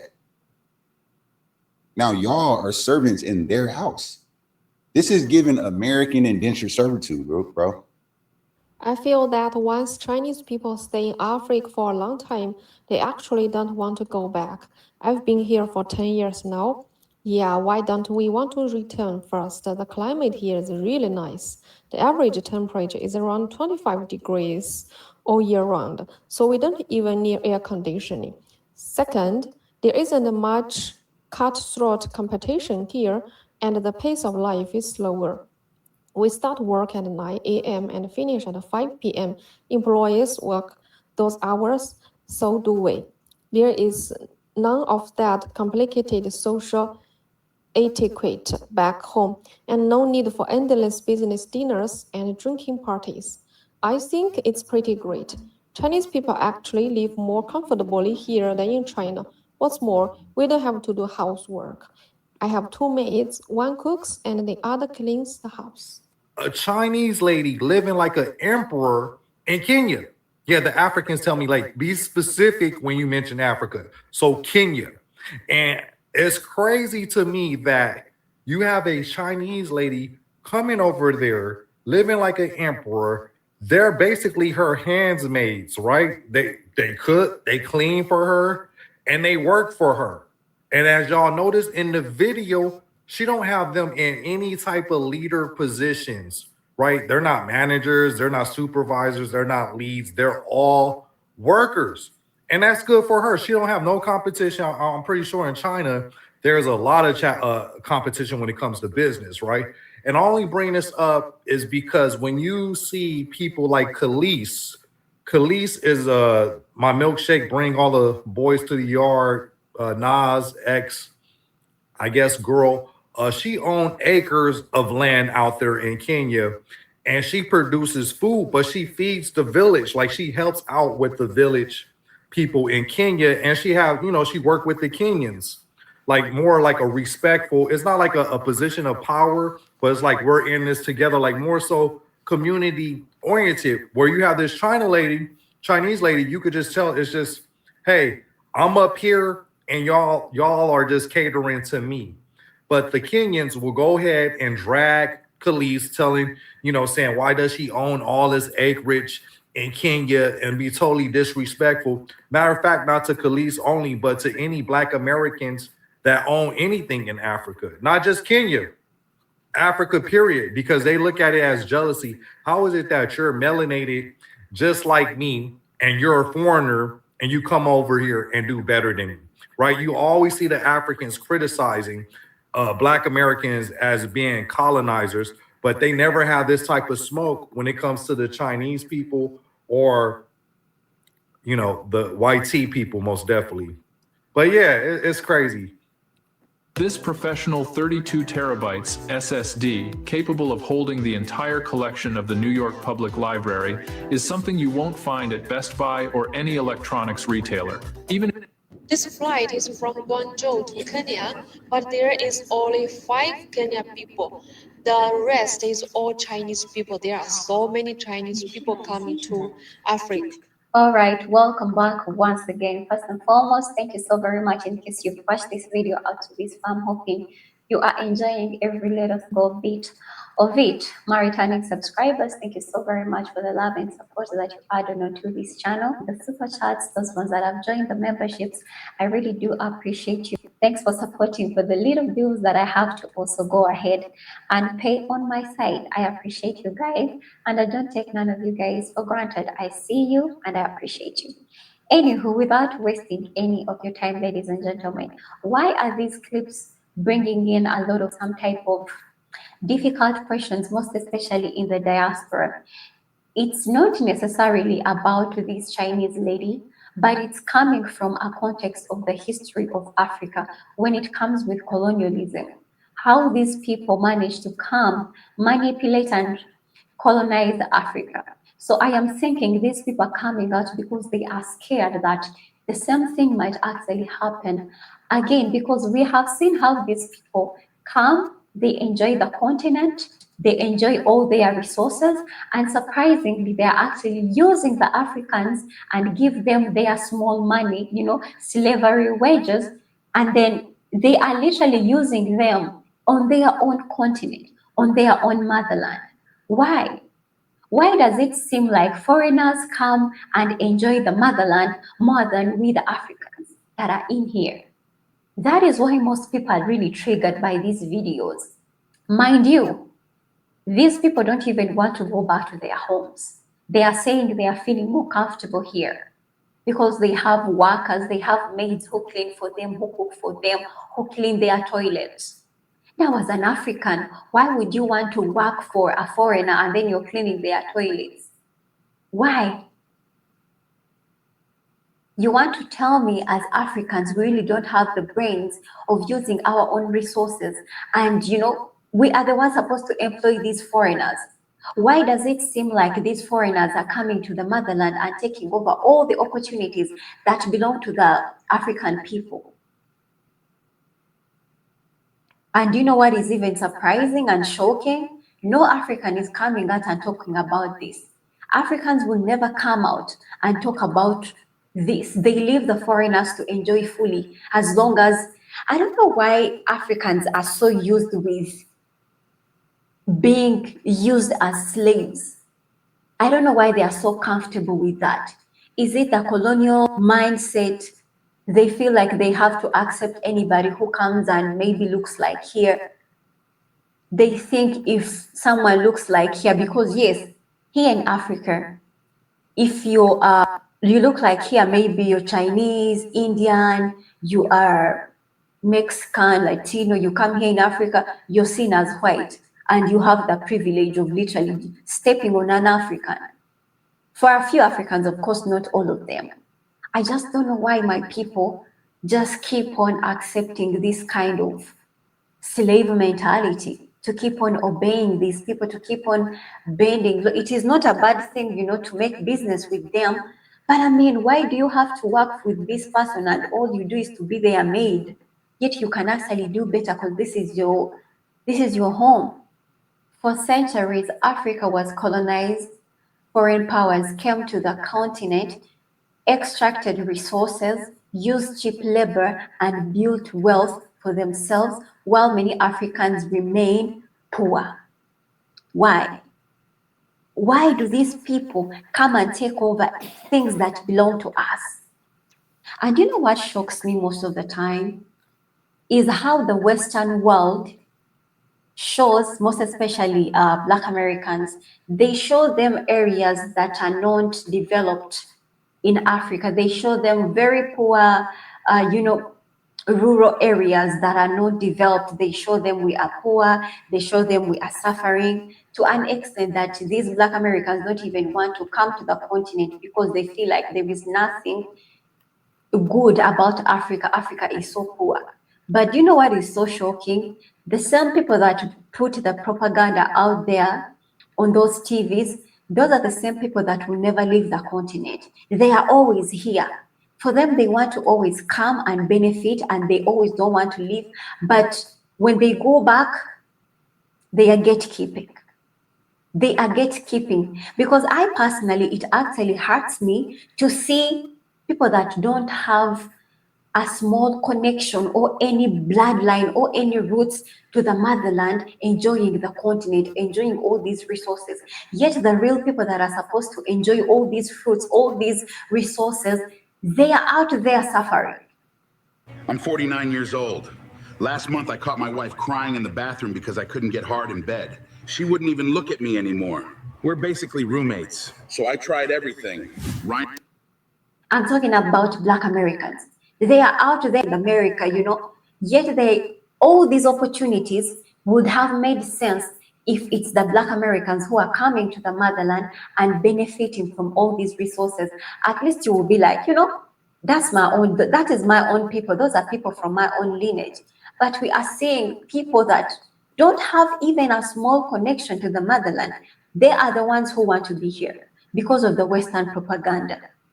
So when people see foreigners today saying, I live like royalty in Africa, it reminds many of the same painful power dynamics.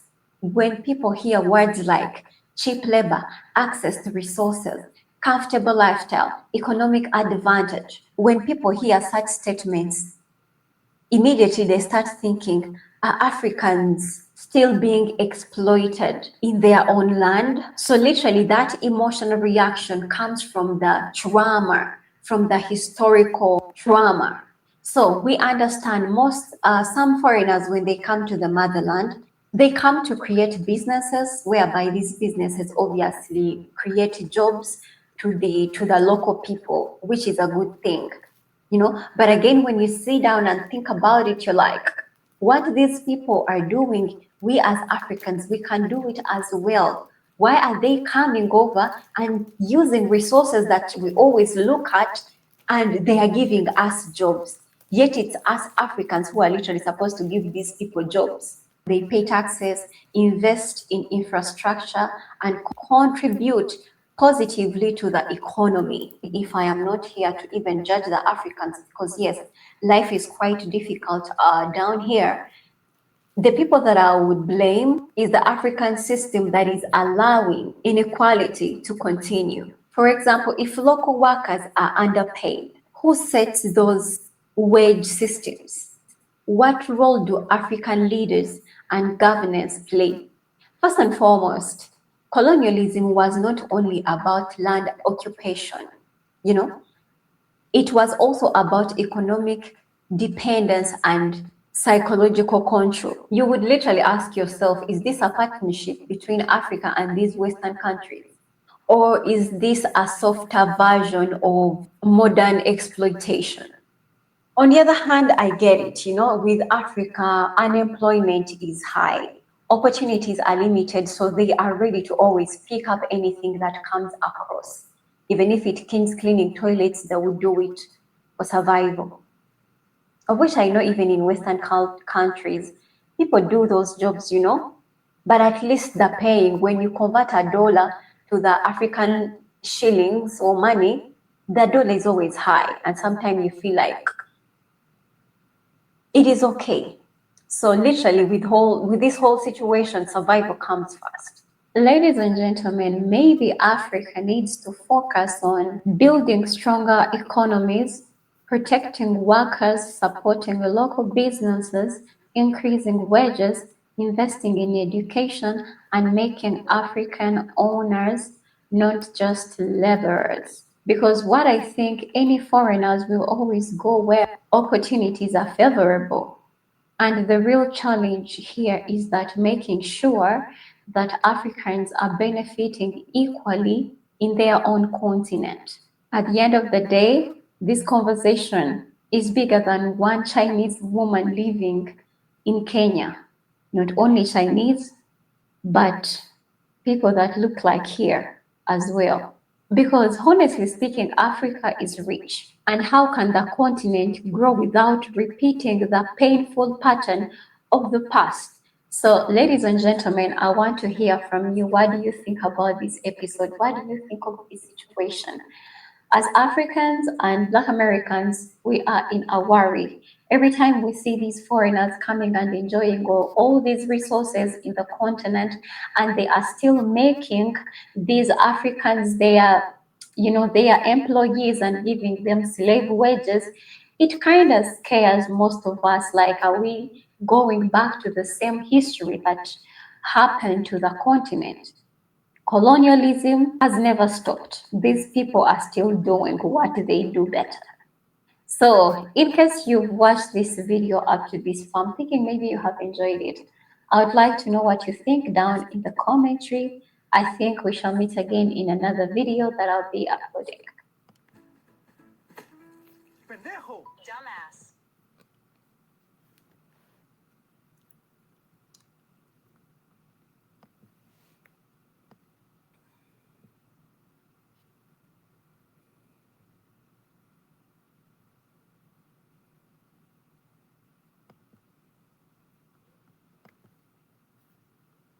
Analysis comes out, new report.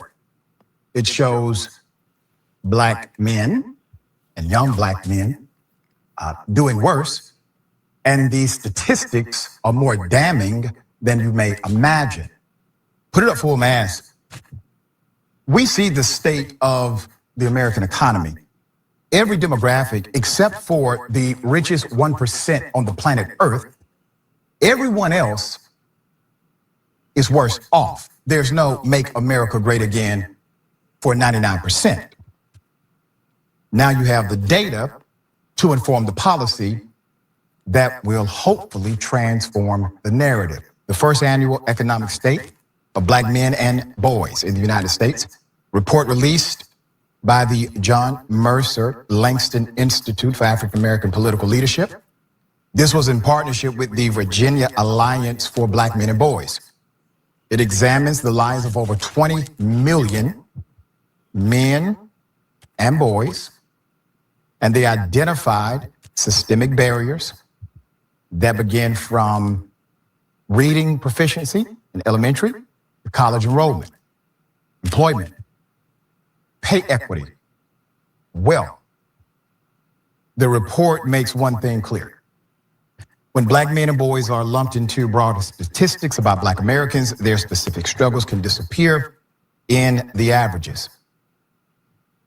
The problems start early. In 2024, for example, just 17% of Black fourth graders performed at or above the National Assessment of Educational Progress proficient level in reading. That's according to the report. By eighth grade, that number dropped to 14%, while more than 60% of Black eighth graders perform below the basic level.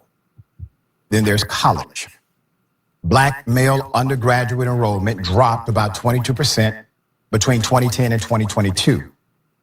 At historically Black colleges and universities, HBCUs, where Black men have historically played a critical role, the decline was even steeper. Black men now make up roughly 26% of HBCU enrollment, down from 38% in 1976. Now, you're looking at basic effect. Cause is not codified in detail.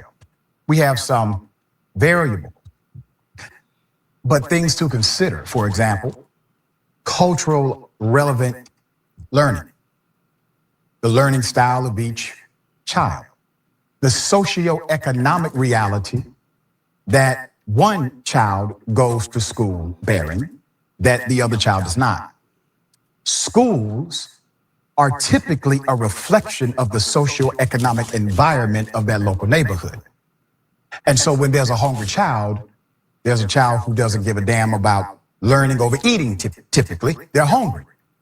And if you don't address the hunger, you cannot address the academia. There's more.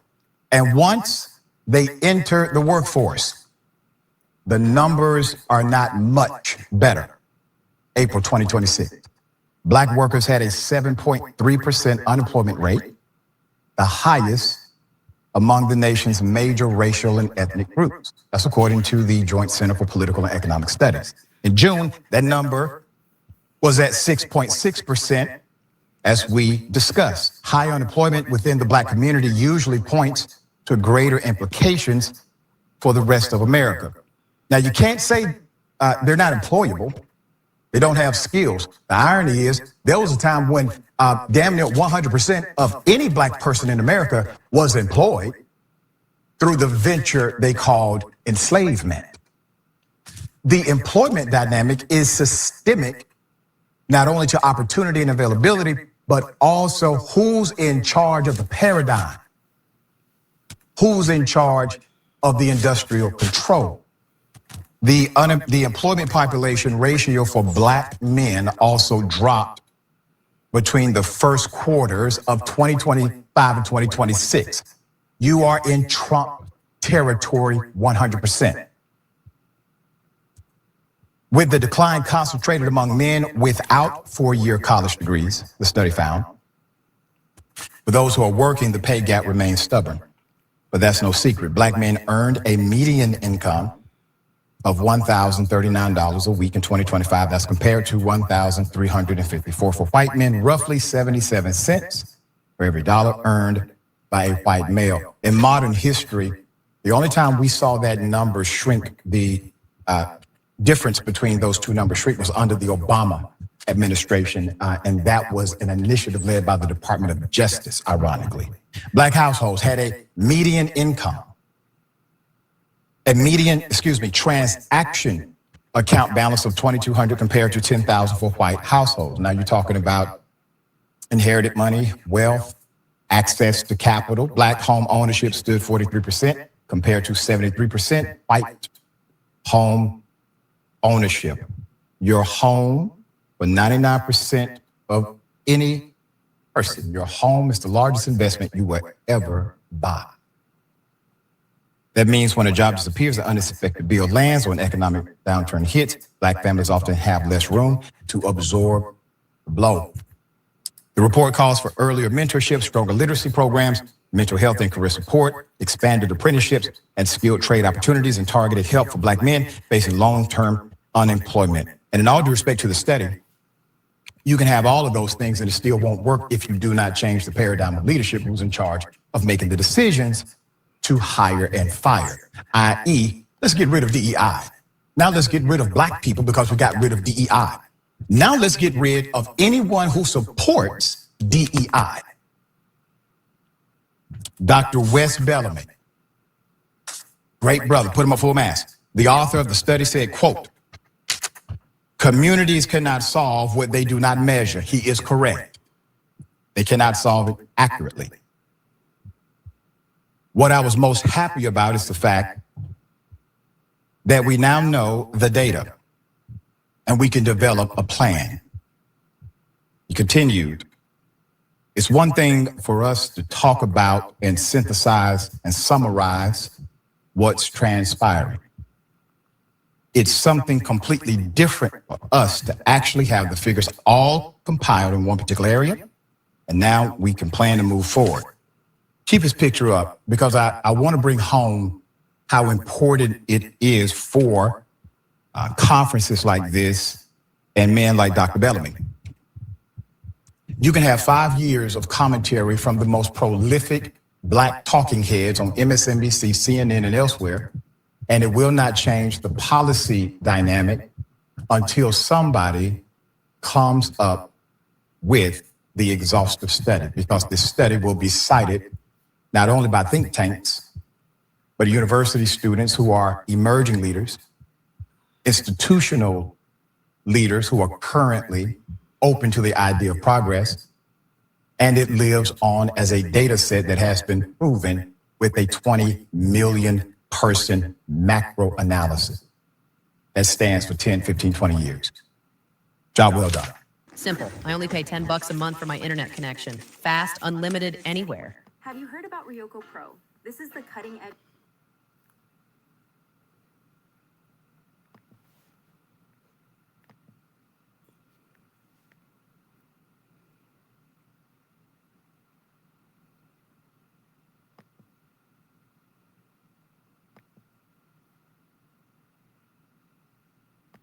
Years they told a landlocked African country that if it don't behave, they're gonna choke it.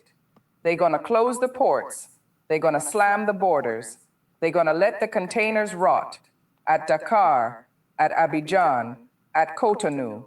And that threat worked because for 60 years, Mali, Burkina Faso, and Niger had nowhere else to go. Baby, that ERA just died on July 24th, 2026. In a room in Bamako, 21 agreements were signed between Mali and the Kingdom of Morocco. And with those 21 pieces of paper, the ECOWAS chokehold on the Sahel got its obituary written. Listen to me, y'all. This ain't just a trade deal. This is geography being rewritten in real time. This is a landlocked country growing wings. This is what happens when African states get tired of being hostages to their own coastline. Tonight on Rise Africa, we breaking down the deal, the timing, the price tag Bamako already paid, and the coastal capitals in West Africa right now sweating through their linen suits, realizing they leverage just went up in smoke. Buckle up, my kings and queens. Point number 1. The commission that slept for 26 years just woke up. Let me set the scene, family, because the venue and the timing are the entire story. Between July 21 and July 24, 2026, Bamako hosted the 4th session of the Joint High Commission for Cooperation between the Republic of Mali and the Kingdom of Morocco. In plain English, the highest official diplomatic machinery that exists between these two countries. Established in 1987, and the last time this commission actually MET was June of the year 2000 in Rabat. 26 years, family. 26 years. Most of y'all watching this weren't even born the last time these two governments sat at the same official table. A whole generation of Malians grew up, finished school, married, buried grandparents, watched their country get flipped by revolution, while this commission sat frozen. And then in 4 days, it came roaring back to life like Lazarus with a briefcase. Day 1 and 2, technical experts reviewing every file, every old commitment, every new proposal. Day 3, the first Mali-Morocco Business Forum, organized by Morocco's main business federation and Mali's Chamber of Commerce, signing a protocol to activate a permanent Morocco-Mali Business Council. Day 4, the ministerial session, co-chaired by Mali's Foreign Minister Abdoulaye Diop and Morocco's Foreign Minister Nasser Bourita.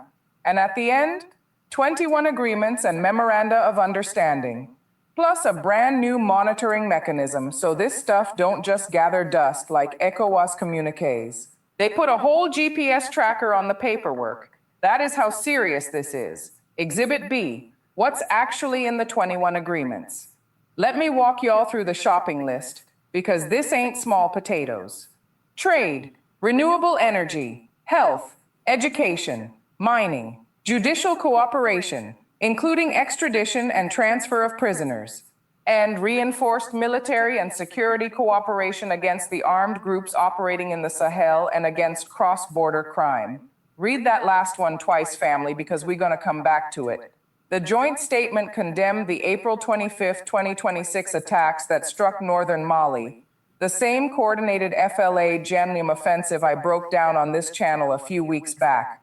And they went further. They denounced foreign state actors supporting these armed groups and the media platforms amplifying them. Family, when a diplomatic communique names foreign state actors and media platforms, that ain't accidental. That's Paris getting called out without being named. That's the BBC and RFI getting fingerprinted in a footnote. That is 4D diplomacy right there. Malian Foreign Minister Abdoulaye Diop praised what he called the visionary leadership of General Assimi Goïta, president of the transition, and King Mohammed VI of Morocco, calling them both architects of a new chapter. Baby, when a Sahelian revolutionary government publicly praises a North African monarch, the world is realigning. Old categories are dead. Point number 3, this ain't charity. This is competition. Now let me tell you what's really happening here, because y'all know. Imagine making $453,000 in a single month as an affiliate marketer without relying. Nia gonna give you the geopolitical X-ray. Morocco and Algeria have been locked in a rivalry for decades. And guess what? Their rivalry is now playing out on the backs of the Sahel, but in a way I want you to actually pay attention to. July 10th, 2026, Mali and Algeria repair 15 months of diplomatic freeze. Ambassadors return. Airspace reopens. I covered it on this channel. Algeria offers the Mediterranean corridor, restored relations, the northern route to the sea. July 21 through 24, 2026. Exactly 14 days later, Morocco walks through Bamako's front door with 21 agreements, a business forum, a monitoring mechanism, and a Royal Atlantic Initiative. 14 days, family. That is not coincidence. That is competition. That is Morocco watching Algeria's every move and countering it in real time. Algeria offers the north, Morocco offers the west. Algeria offers a corridor, Morocco offers a whole port with 21 agreements on top. And listen to me, y'all. I need y'all to hear this part clearly. This is exactly the kind of rivalry Africa should normalize. Nobody's son is dying in this rivalry. Nobody's village is being bombed in this rivalry. No drone strikes, no proxy militias, no CIA advisors, just ports, railways, corridors, agreements, and diplomatic hustle. When two African states are competing to build things for their landlocked brothers instead of competing to bomb them, that is the model. That is what a mature continent looks like, and I'm here for it, period. Compare that to what France, the US, and NATO brought to the Sahel for decades. Drones, mercenaries, invisible embassies, coup attempts, sanctions, and IMF chains. Now compare it to what Rabat and Algiers are bringing. Ports, telecoms, banks, phosphates, fertilizer, railways, and a fight over who can offer the better deal. That is the future, my kings and queens. That is the shift. And Mali is sitting right in the middle of it, taking notes and taking checks. Exhibit D, the Atlantic Initiative, redrawing the map of who has leverage. Now the crown jewel of this whole thing is Morocco's Atlantic Initiative. Let me put the receipts on the table. Late 2023, King Mohammed VI announces the Atlantic Initiative, a royal project to give landlocked Sahel countries direct access to the Atlantic Ocean through Moroccan ports. April 2025, the foreign ministers of Mali, Burkina Faso, and Niger officially back the initiative. And the anchor of the whole project is the Dakhla Atlantic Port, being built roughly 40 kilometers north of the city of Dakhla on the Atlantic coast. The numbers, family. Buckle up. Over $1.3 billion of investment. Deep water port going down 23 meters. Deep enough to receive the biggest vessels on the planet. Around 1,600 hectares. An entire attached logistics and industrial zone specifically designed to serve West Africa and the Sahel. Construction reported at 60 to 70% complete as of mid-2026. Morocco's Minister of Equipment says operational around 2028. Now, Nia doing journalism, not vibes. Let me give y'all the geography check. Dakhla is far from Bamako. We talking a corridor of well over 2,000 kilometers, and it doesn't even run directly. It has to pass through Mauritania, a third country whose cooperation is absolutely required. Meanwhile, Dakar is closer, Abidjan is closer, Conakry is closer. The roads to those ports exist. The custom systems exist. So anybody telling you Malian cargo starts flowing through Dakhla next month is selling you fantasy. But here's what those YouTube fantasy peddlers miss, family. Here's the part that actually matters. It's not about when the port opens, it's about leverage. Point number 5. Why leverage kills the blockade even before the port opens. Cast your mind back, my kings and queens. January 2022. ECOWAS slaps sanctions on Mali. Borders closed. Trade strangled. Fuel prices exploded. Medicines couldn't reach hospitals. 2023-2024. Niger's borders slammed shut after the change of government in Niamey. The Benin border became a crisis zone. Goods rotted at crossings. Prices exploded in Niamey markets. What made all of that possible? One single fact. These countries had nowhere else to go. The coastal states held the keys to the sea, and under pressure from Paris and Washington, they turned those keys into weapons. Family, they weaponized geography. They turned the ocean into a locked door and made the AES kneel at it. Here's the beautiful thing about leverage. Leverage doesn't only operate when it's used. Leverage operates as a threat, and a threat only works when the target has no alternative. The moment a credible alternative exists, even one still under construction, even one that's 2,000 kilometers away, the whole calculation flips. Because now Bamako can look at Abidjan and say, "We appreciate your port, sis, but we're also building a road to the Atlantic through Dakhla. And by the way, our relationship with Algeria to the north is back on, so please recalculate before you threaten us again." That's checkmate energy, family. The blockade era doesn't die on the day the first container lands in Dakhla. It dies on the day the alternative becomes believable. And with 21 agreements, a monitoring mechanism, a business council, and a Royal Atlantic initiative behind it, believability just went through the roof on July 24th. Period. Exhibit F. The price Mali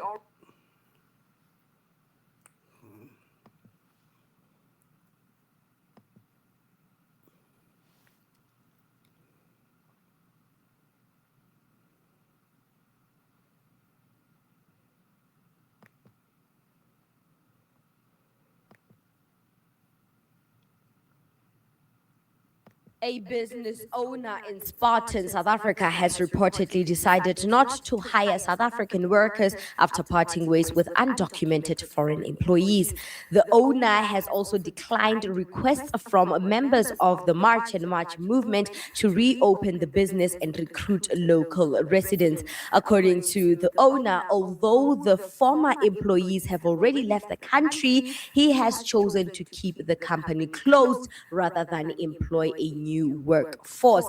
This decision reportedly led to a heated confrontation between the business owner and members of the local community. Check out this clip. Let us come back and discuss. Today, you just hired 5, I don't know, it's Maputo, Zimbabwe people. So there's people that are busy. Yeah. Yes. So can you please hire South Africans? Otherwise, you'll show this shop. I can even call my company now. I'm from Lapo.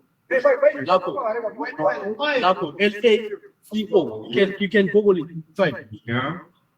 So these people here is been standing here, but then you come with foreigner people. You don't want foreigners. But I can't leave now. Now, and you can also leave now. I will not employ you. Why? Why should I? Why should you employ outside people? I have my own people. Outside people, foreigners. No, South Africans.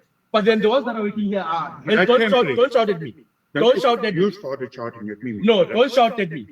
I'm not your child. Don't shout at me. How? Did you know that the Caribbean have some of the most powerful natural medicine on earth? Have you ever wondered? Yep, that is the Boer man, the white man that Black South Africans are so proud to show off. Black South Africans are saying that they are a rainbow nation. They live in a country where everything is equal. They are happy with the white citizens, and they consider white people part of the South African society. They are so proud to be sharing this land with their colonizers, unlike other African countries that have chased out the colonizers and have been left destitute and living in poverty with struggling governments, but fail to apply their minds and think, well, maybe other African states are failing not because they let white people go or they decided to apply the economic justice upon themselves to really take independence literally by saying, hey, we don't want to be controlled by these white folks. We don't want to share the economy with these white folks. And when we kick them out, we want to make sure that we have 100% ownership of the economy and control of the economy, you know? So Black South Africans fail to see that other African countries took the liberty or the step to kick out whites in their countries because they wanted total control of the ownership. And having whites in their country is not a beneficial it's not a valuable, beneficial thing to have white people in your country, because as much as they are investing and they're showing off and they're flashing off these European currencies, the US dollars, and they're just investing all over, at the end of the day, the economy belongs to them and they are in total control of the economy. And they are the reason why inequality is still very strong and still very much alive in our society 32 years into democracy. They are the reason why we are pushed below the poverty line. So having white people in the country is not a flex as many South Africans have thought it is. So here's the white person really showing us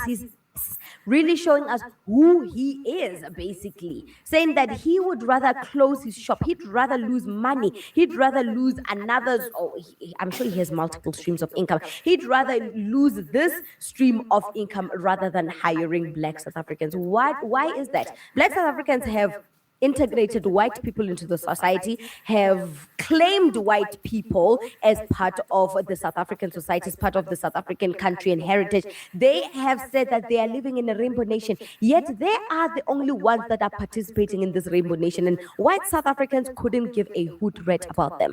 Why is that? I will wait for your answers. Why is it that we are supportive of this rainbow nation and the white society or the white race, but yet they are not very accepting of us? They are willing to watch us struggle and suffer and be pushed below the poverty line. They are willing to watch the unemployment rate affect predominantly Black communities. Why is that? Why is that? Yet we accept and embrace them, and we defend them when other African migrants are calling us foolish for accepting them and integrating them in society.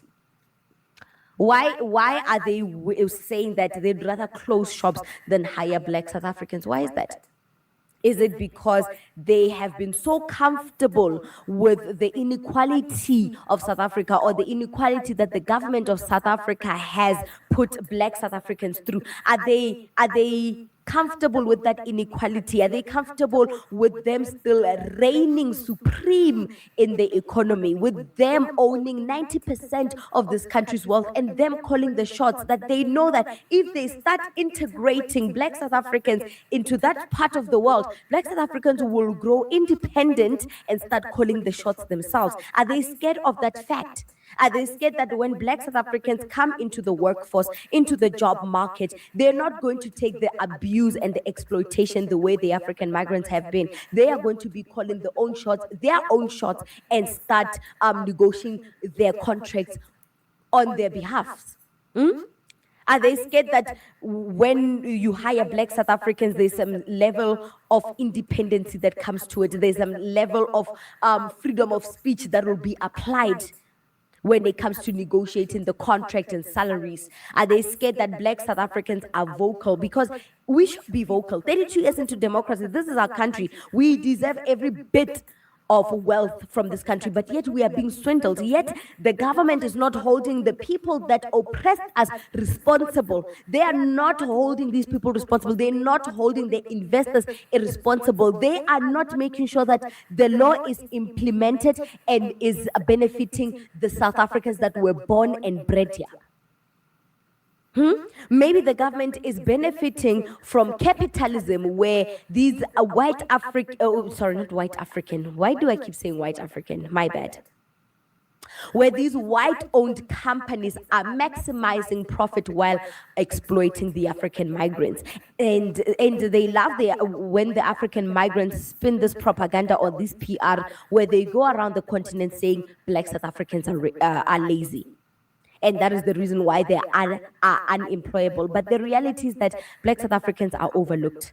African migrants have taken over the workforce. And I know that migration is the key to economical growth. It is the key for these investors to keep investing into the country. You know, migration brings opportunity, but these African migrants are taking this to the head. They're going around saying South Africans are lazy, but in reality, South Africans just want equality. They want to be treated with respect. They don't want to be taken advantage of the way these African migrants have been under the Boers. Do you have credit card debt that's eating you alive? Well, if you own a home and have a credit score over 640, I'm about to show you how to get up to $1 million in funding at half the rate your local bank will give you. So him saying that he'd rather close shop, it just shows how white people feel about South Africans. And you South Africans go around telling these African migrants that you are the better blacks because of your proximity to whiteness. But the very same whiteness is shunning you out. It's shutting you out from benefiting from the economy that you've built with your bare hands, by the way. These infrastructure, actually the entire Rome, the entire Europe, I like to say Africa has built Rome. The entire Europe is where it is in terms of infrastructure and development because of African manpower. South Africa is where it is in terms of infrastructure because of Black South African manpower. And without that manpower, they wouldn't be where they are. So we need each other. We are not mutually exclusive in this environment. Come on, let's respect each other. So I'm very disappointed. And I hate when people make me agree with Much and Much because I'm thinking Much and Much is a vigilante group that targets African migrants. They claim to be tackling immigration, but in reality, they're just portraying their hatred for the black skin.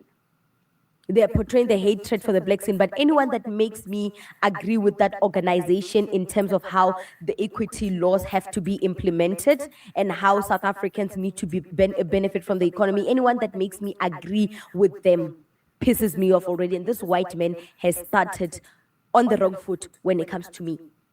What do you mean you don't want to hire South Africans? You'd rather close down your business. What does that say? Are you comfortable with the inequality that is happening? Are you comfortable with the unequal land and wealth distribution in this country? Are you saying that you're not even sorry for the apartheid that you've put us through, the colonization, the oppression that you've put us through? You're not sorry. You want to keep benefiting from cheap labor in our country and leave us destitute. Stop it. Stop it. So there's just a lot, and I think African, the diaspora don't understand that South Africa is at a position where 32 years into democracy, we are finding our way. We are now getting acquainted with the law, and a huge chunk of us actually is now getting acquainted with the law, and we are seeing how the law is not benefiting the ordinary Black South African, is working against the ordinary Black South African, and we are retaliating. What you are seeing in the media is a retaliation of that. We are not bad people, but we won't be gaslit by these African migrants that go around the global stages saying we are lazy, we don't want to work, when it's the white people that use their cheap labor to maximize profit. That is capitalism in its evil form, and these African migrants are assisting in the growth of that evil capitalist at our expense, and South Africans are saying they can't take it. They cannot under any circumstances take it, and this white man has shown us how white people behave towards Black South Africans long after democracy. So it's not enough that they've put us through BS, through apartheid. They need to make sure that we suffer in the long run and we don't have the strength, the resources, the wealth to pick ourselves up and make ourselves great in the future. They want to see us below the poverty line. And these African migrants that come to work in South Africa, you are not rich either. By the way, you are not rich either. You are being exploited. So it will yield you well if, I don't know, we start working together as Black people on the continent, because the enemy has found a loophole to keep us divided through tribes, through these illegal migration, through these vigilante groups. They found a way. We need to counteract that. What do you think about this segment? Comment to us in the comment section below. Don't forget to like and share the broadcast.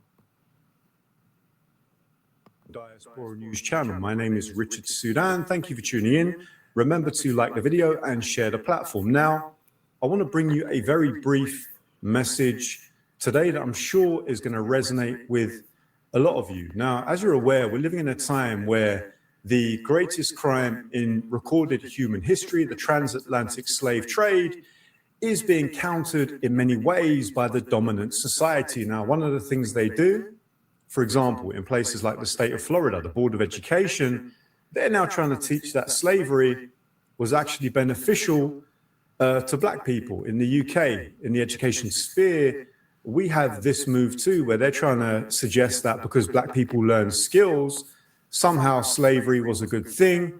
And we've also had politicians now saying not only are reparations not going to happen, that Black people and non-white people should be paying reparations to Britain. Imagine that. Imagine the historical revisionism that's happening. But there's something more fundamental as well. Now, just bear with me for a moment. You're all going to be aware that one of the things they tried to do, they tried to pretend and present like slavery was 1,000,000 years ago. Now, slavery, to be blunt, was yesterday in historical terms. Now, not only do we see the ramifications in the modern day industrial prison complex, in policing, racial disparities in healthcare, housing, education, so on and so forth, the reality is that in historical terms, in personal terms, it was yesterday. And I'm going to back that up with a deeply personal family story that I'm sure is going to resonate with many of you, right? Now, slavery in my own family lineage was 3 people ago. Slavery in my family lineage was 3 people ago. My father's grandfather's grandmother was born as someone else's property. Let me say that again. My father's grandfather's grandmother was born as somebody else's property. Now, that is a few people ago, a handful of people ago in my lineage. Let me break it down. If you sit on the toilet, bear down, and barely anything comes out. You don't have constipation, you have poop paralysis. I'm going to show you a picture of my dad's grandfather, my grandmother's father, if you like, on the screen. So this is my dad's grandfather you're seeing on screen now. You can see a picture of him we were very lucky to get very recently, actually. There's a picture of him on screen.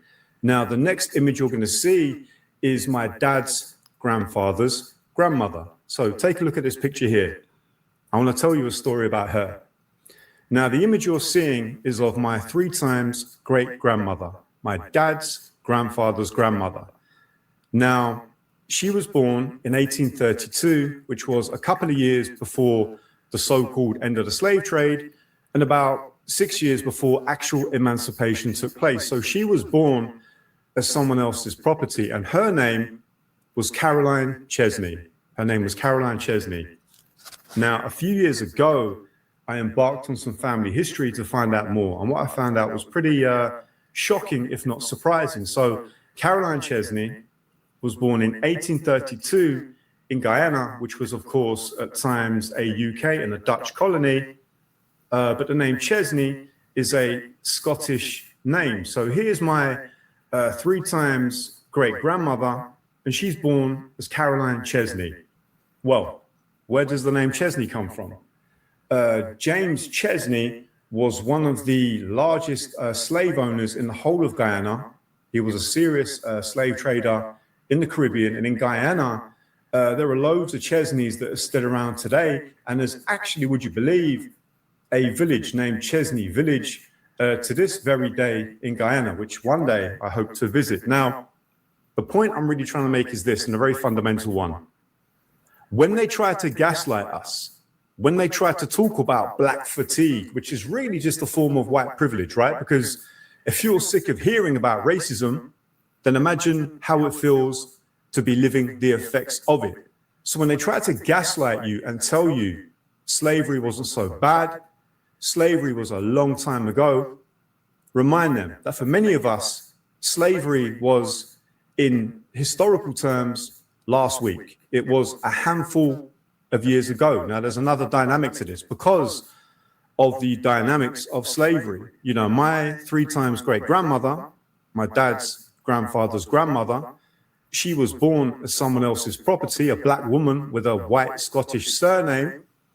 It's virtually impossible to trace more about the family lineage on that side. The records are very, very sparse. I've been to the National Archives in London, and the trail kind of goes cold. Now, I'm pretty sure, based on what I do know, there's a very strong likelihood that my 3 times great-grandmother, Caroline Chesney, if it wasn't her parents, it was possibly her grandparents that were born in West Africa. We don't know where. We know through our DNA that we have West African DNA. But the point is that we will probably never get to know what our true African name might have been. There's descendants from that line still in Guyana that I'll probably never know. There's probably long lost family members on the African continent that I will never, ever get to meet. And so when they try to gaslight you, when they try to throw this historical revisionism in your face, it's not just a moral duty to counter this and to hit them back with the truth and to tell them, no, we're not going to stand for this. Our communities across the Caribbean, in America, those of us that descend from slaves, we have, I would say, a moral obligation to speak truth to power, but also, you know, we stand on the shoulders of greatness. We stand on the shoulders of giants. You know, a whole numerous number, a whole bunch of black people went through a whole heap of hell for us to have the life that we have now. You know, many of us are still catching hell. You know, we're seeing from Eve Sakila in Ireland, you know, to Nolan Wells in the US, black people are still being lynched. You know, black people are still being murdered. And so we have an obligation to counter this narrative, which, you know, police brutality is a violent thorn that, you know, is a threat to black life. But I would argue the deletion, the historical revisionism, the shaping, the reshaping, the attempt to reshape the narrative of our history by the dominant society is so dangerous, because those that come after us, they need to know their history. They need to know their people. They need to know where they came from. And there's a perverse attempt to delete that history. So I'll land on this. Slavery was just a few years ago. And until our final breath, our dying days, I would argue, with sincerity, we have a huge obligation to counter this wicked system in any way we can. And anytime they try to gaslight you, anytime they try to tell you that slavery was a long, long time ago, remind them that for so many of us, slavery was very recent history and just a few people ago.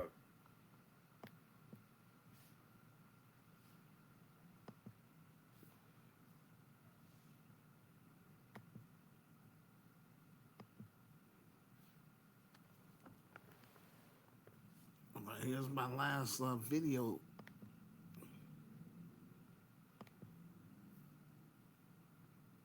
Europeans took that, and as a form of cultural imperialism, they said, we are going to call that polytheism. And we are going to say that we have a superior concept, monotheism. And we're going to say that people who believe in polytheism are backward and are primitive. Now, what did we do? As we were colonized, as we were put into their structures and their institutions, we bought that and we said, oh no, I don't want to be primitive. I don't want to be backward. So I better say that I believe in this concept of monotheism. My elders who believe in the traditional concepts, which was a much more complex, much more profound concept, I now say they're backward. I don't listen to them anymore. What does that do? That breaks the structure of the community that gave strength to African culture and strength to African people to resist the oppressor, to resist alien influences, because it broke up the kinship system. It broke that tie between the traditional wisdom of the group, the strength of the group, the foundations of the group, and the young people. The Europeans went so far as immediately, you see, they understand our culture so well in one sense. When the missionaries came in and set up the missionary schools, the little children are the ones that they would get. They bring them in. What is the first thing that they do? They change their name. If you're really talking about brotherhood and God, you know, love and so forth, why is it so important to change somebody's name? Because in the process of naming is control. That's what so the European went around renaming the rivers and the mountains and the waterfalls and so forth and putting their ancestors' names on it, like Victoria and so forth, because in that they were putting their stamp on it, you see. They were trying to what I call white out a whole history that had come before them. Now, what you just said made me want to ask this. Does not the European engage in a level of ancestral communion? Absolutely. Uh-huh. Absolutely. That's why we have this whole thing moving towards, in 1992, Columbus, the 500-year celebration of Columbus. I mean, if you look at who Columbus was, what he stood for, even from European standards and point of view, well, you have to get Professor Clark to come down here, you know, and talk about that. But he was a mercenary. He was not very bright, I mean, in terms of his perception of geography and so forth. We'll get Dr. Clark here. Wait, more than that, we have to look at what he represents for us. Because this whole, for them, the opening up of the so-called New World, which obviously, of course, was not a new world, it was only a new outpost of Europe. For us, signals enslavement. It signals colonialism, the devastation of our culture. It signals, brings on, and therefore symbolizes the Ma'afa, the great disaster for our people.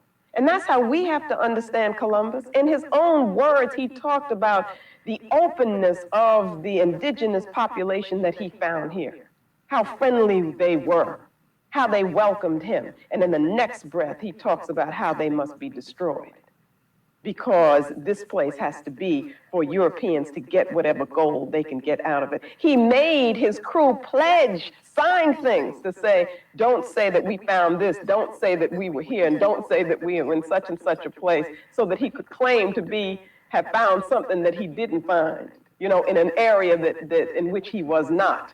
So the point that you were making was the ancestral kind of, and here I would call it a worship of sorts, that the European is engaged in, that they have made him, you see, a symbol that can bring them together, make them feel stronger. So they have to keep this symbol alive and in fact, give it new energy and make it an icon for European culture. But for us, it becomes a symbol of white supremacy, as it is for them.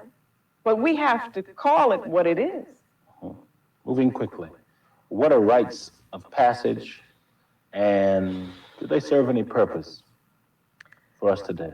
Okay, well, let me first say traditionally, again, this is a very complex issue That's why we have you here. Okay, but I say that to say that it would take much, much longer than the time that we have Just to briefly, really yeah, 'cause fully understand it. I haven't gotten to my 8th question yet. Go ahead. To remind you that 60% of sales on Amazon come from independent sellers, just from planetary.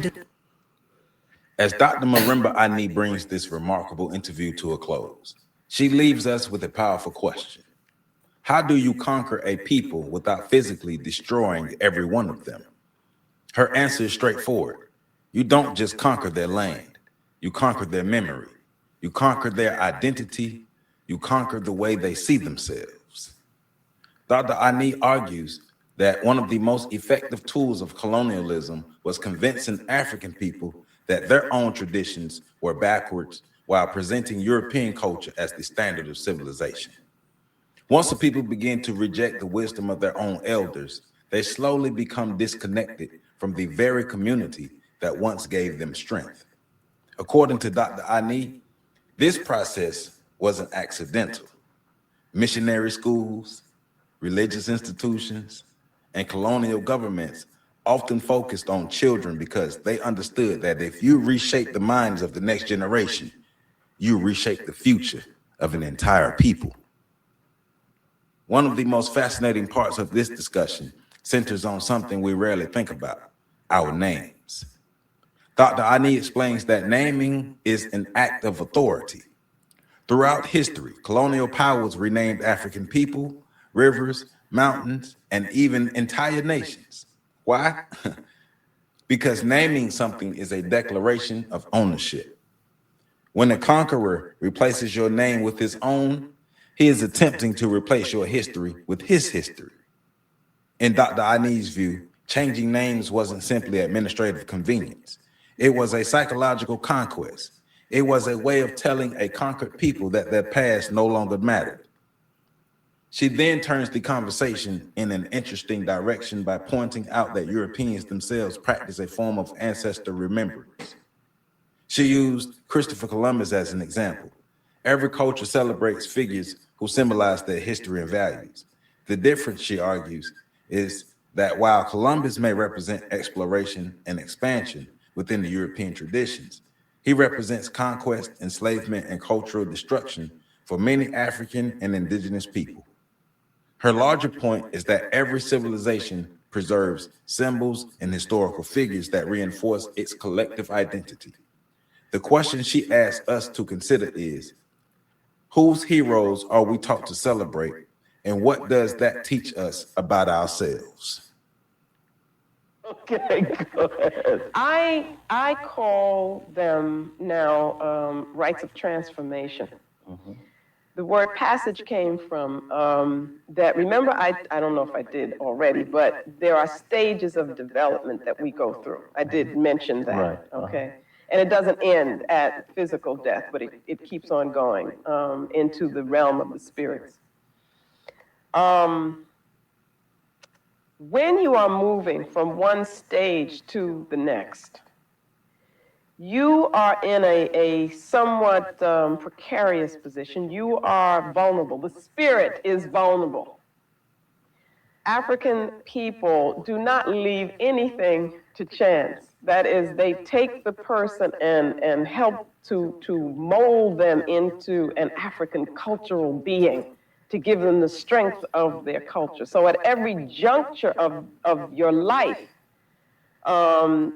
as Africans, we're going to make sure that a person moves successfully from one stage to another. Now, that's necessary for the culture to function successfully so that we can have adults who are committed to the culture. It is also necessary on a personal level so that you can become the better person that you can be. You see, so that you can evolve into the whole person that you are. And realize that is the realization of the potential. Now, if at those junctures, so to speak, those transitional periods, there are not rituals, rites in which the community supports you, instructs you, and helps you to make it from one stage, from point A to point B, then it is felt you can become confused. You don't necessarily have to make it to that next point. Now, that's what you see in this culture a lot. You see a whole lot of people talk about this difficult period of adolescence. That's not such a difficult period in other cultures, you see, in so-called non-European cultures, and certainly not in African culture, because the community recognizes the changes that you are going through and also recognizes the importance of helping you to become an adult, a responsible adult. But in this culture, because those rituals are not in place, what you have is what we call lingering adolescence. So that most of the people walking around here who you would think were adults because of how they look and their chronological age are still adolescent in their thinking and their responses because nobody has helped them through a period of maturation in which they would have learned the morals, the values of relationships, interrelationships, and so forth, okay? But let's get back to Africa. There are various periods in your life, let's say marriage, let's say having a child, and then the child's growth. Those are also stages in your growth, where there will be rites, rituals that you will go through, usually in a group, usually collectively, supported by the community, and it is a time when the community is acknowledging you as being special because you belong to the community. And there's also the period of when a youth becomes a young adult is a special period of intense instruction, where you are learning the skills that you will have to know in order to be able to live a meaningful existence as a part of the African community. Also where you go through ordeals, which in a sense, because you are faced with danger and there are particular emotions of fear and anxiety are conjured in you, you learn to deal with those emotions, you see, and which means that later on, it's not that you're never going to feel fear again, because you're crazy if as an adult you don't feel fear sometimes, but that you are going to be put in touch with a strength within that's going to help you to deal with that in a way so that the fear doesn't overcome you. So that's what the rites of transformation are. Now, if I understood you correctly briefly, you've also said that it helps the community, Right. allows the community to define manhood and womanhood. Precisely. Uh-huh. You are, as a youth, being prepared for one of the most important responsibilities that you have in the African conception, and that is marriage and the establishment of a new branch of the family. Now, marriage in the African community is not between two individuals. It is the linking of kin groups. It is necessary for the continuance of the group. So it's a responsibility that you have for everyone. Okay. Okay. Let me cut you a minute there because time is short. But anyway, I just want to get back to this idea of the community defining what manhood and womanhood would be, because today, as you look out at our community, manhood can mean putting a gun to somebody's head. Could you deal with that, please? Right. You got this jacked because you got rid of estrogen? It's crazy, right? Turns out men over 50 have too much of it. Kills your workouts. Dude, I'm here every morning grinding, but you're here like only once. Part of what manhood would mean would be your spiritual development, for instance. Part of what manhood would mean would be how you relate to a woman and preparing you to relate to a woman. Part of what your manhood would mean would be having children. taking responsibility for those children. In Africa, that's something you're very proud of. I mean, you want to claim as many children as you can. Okay. Womanhood, part of what that means is being prepared to join with a man, with taking leadership among the women and the community as a whole, with knowing how the market functions and being involved in that. So there are very definite models of what it means to be a man, what it means to be a woman, again, and that there are not alternatives to those definitions which are allowed within the African context because it's too important a thing. And the continuance and maintenance and survival of the culture and the people, and remember the ancestors, you see, that we're responsible to, are dependent on your fulfilling those roles. It isn't a thing of individualism, do your own thing, and I'm just expressing myself. But this is what a man is, and this is what a woman is. That's right. That's right. But that is also seen as being what is most helpful to you as a person, to help you to understand those roles and to develop them in a healthy way. Now let me ask you this: you have and others have expressed some concern over an article in Ebony magazine by Dr.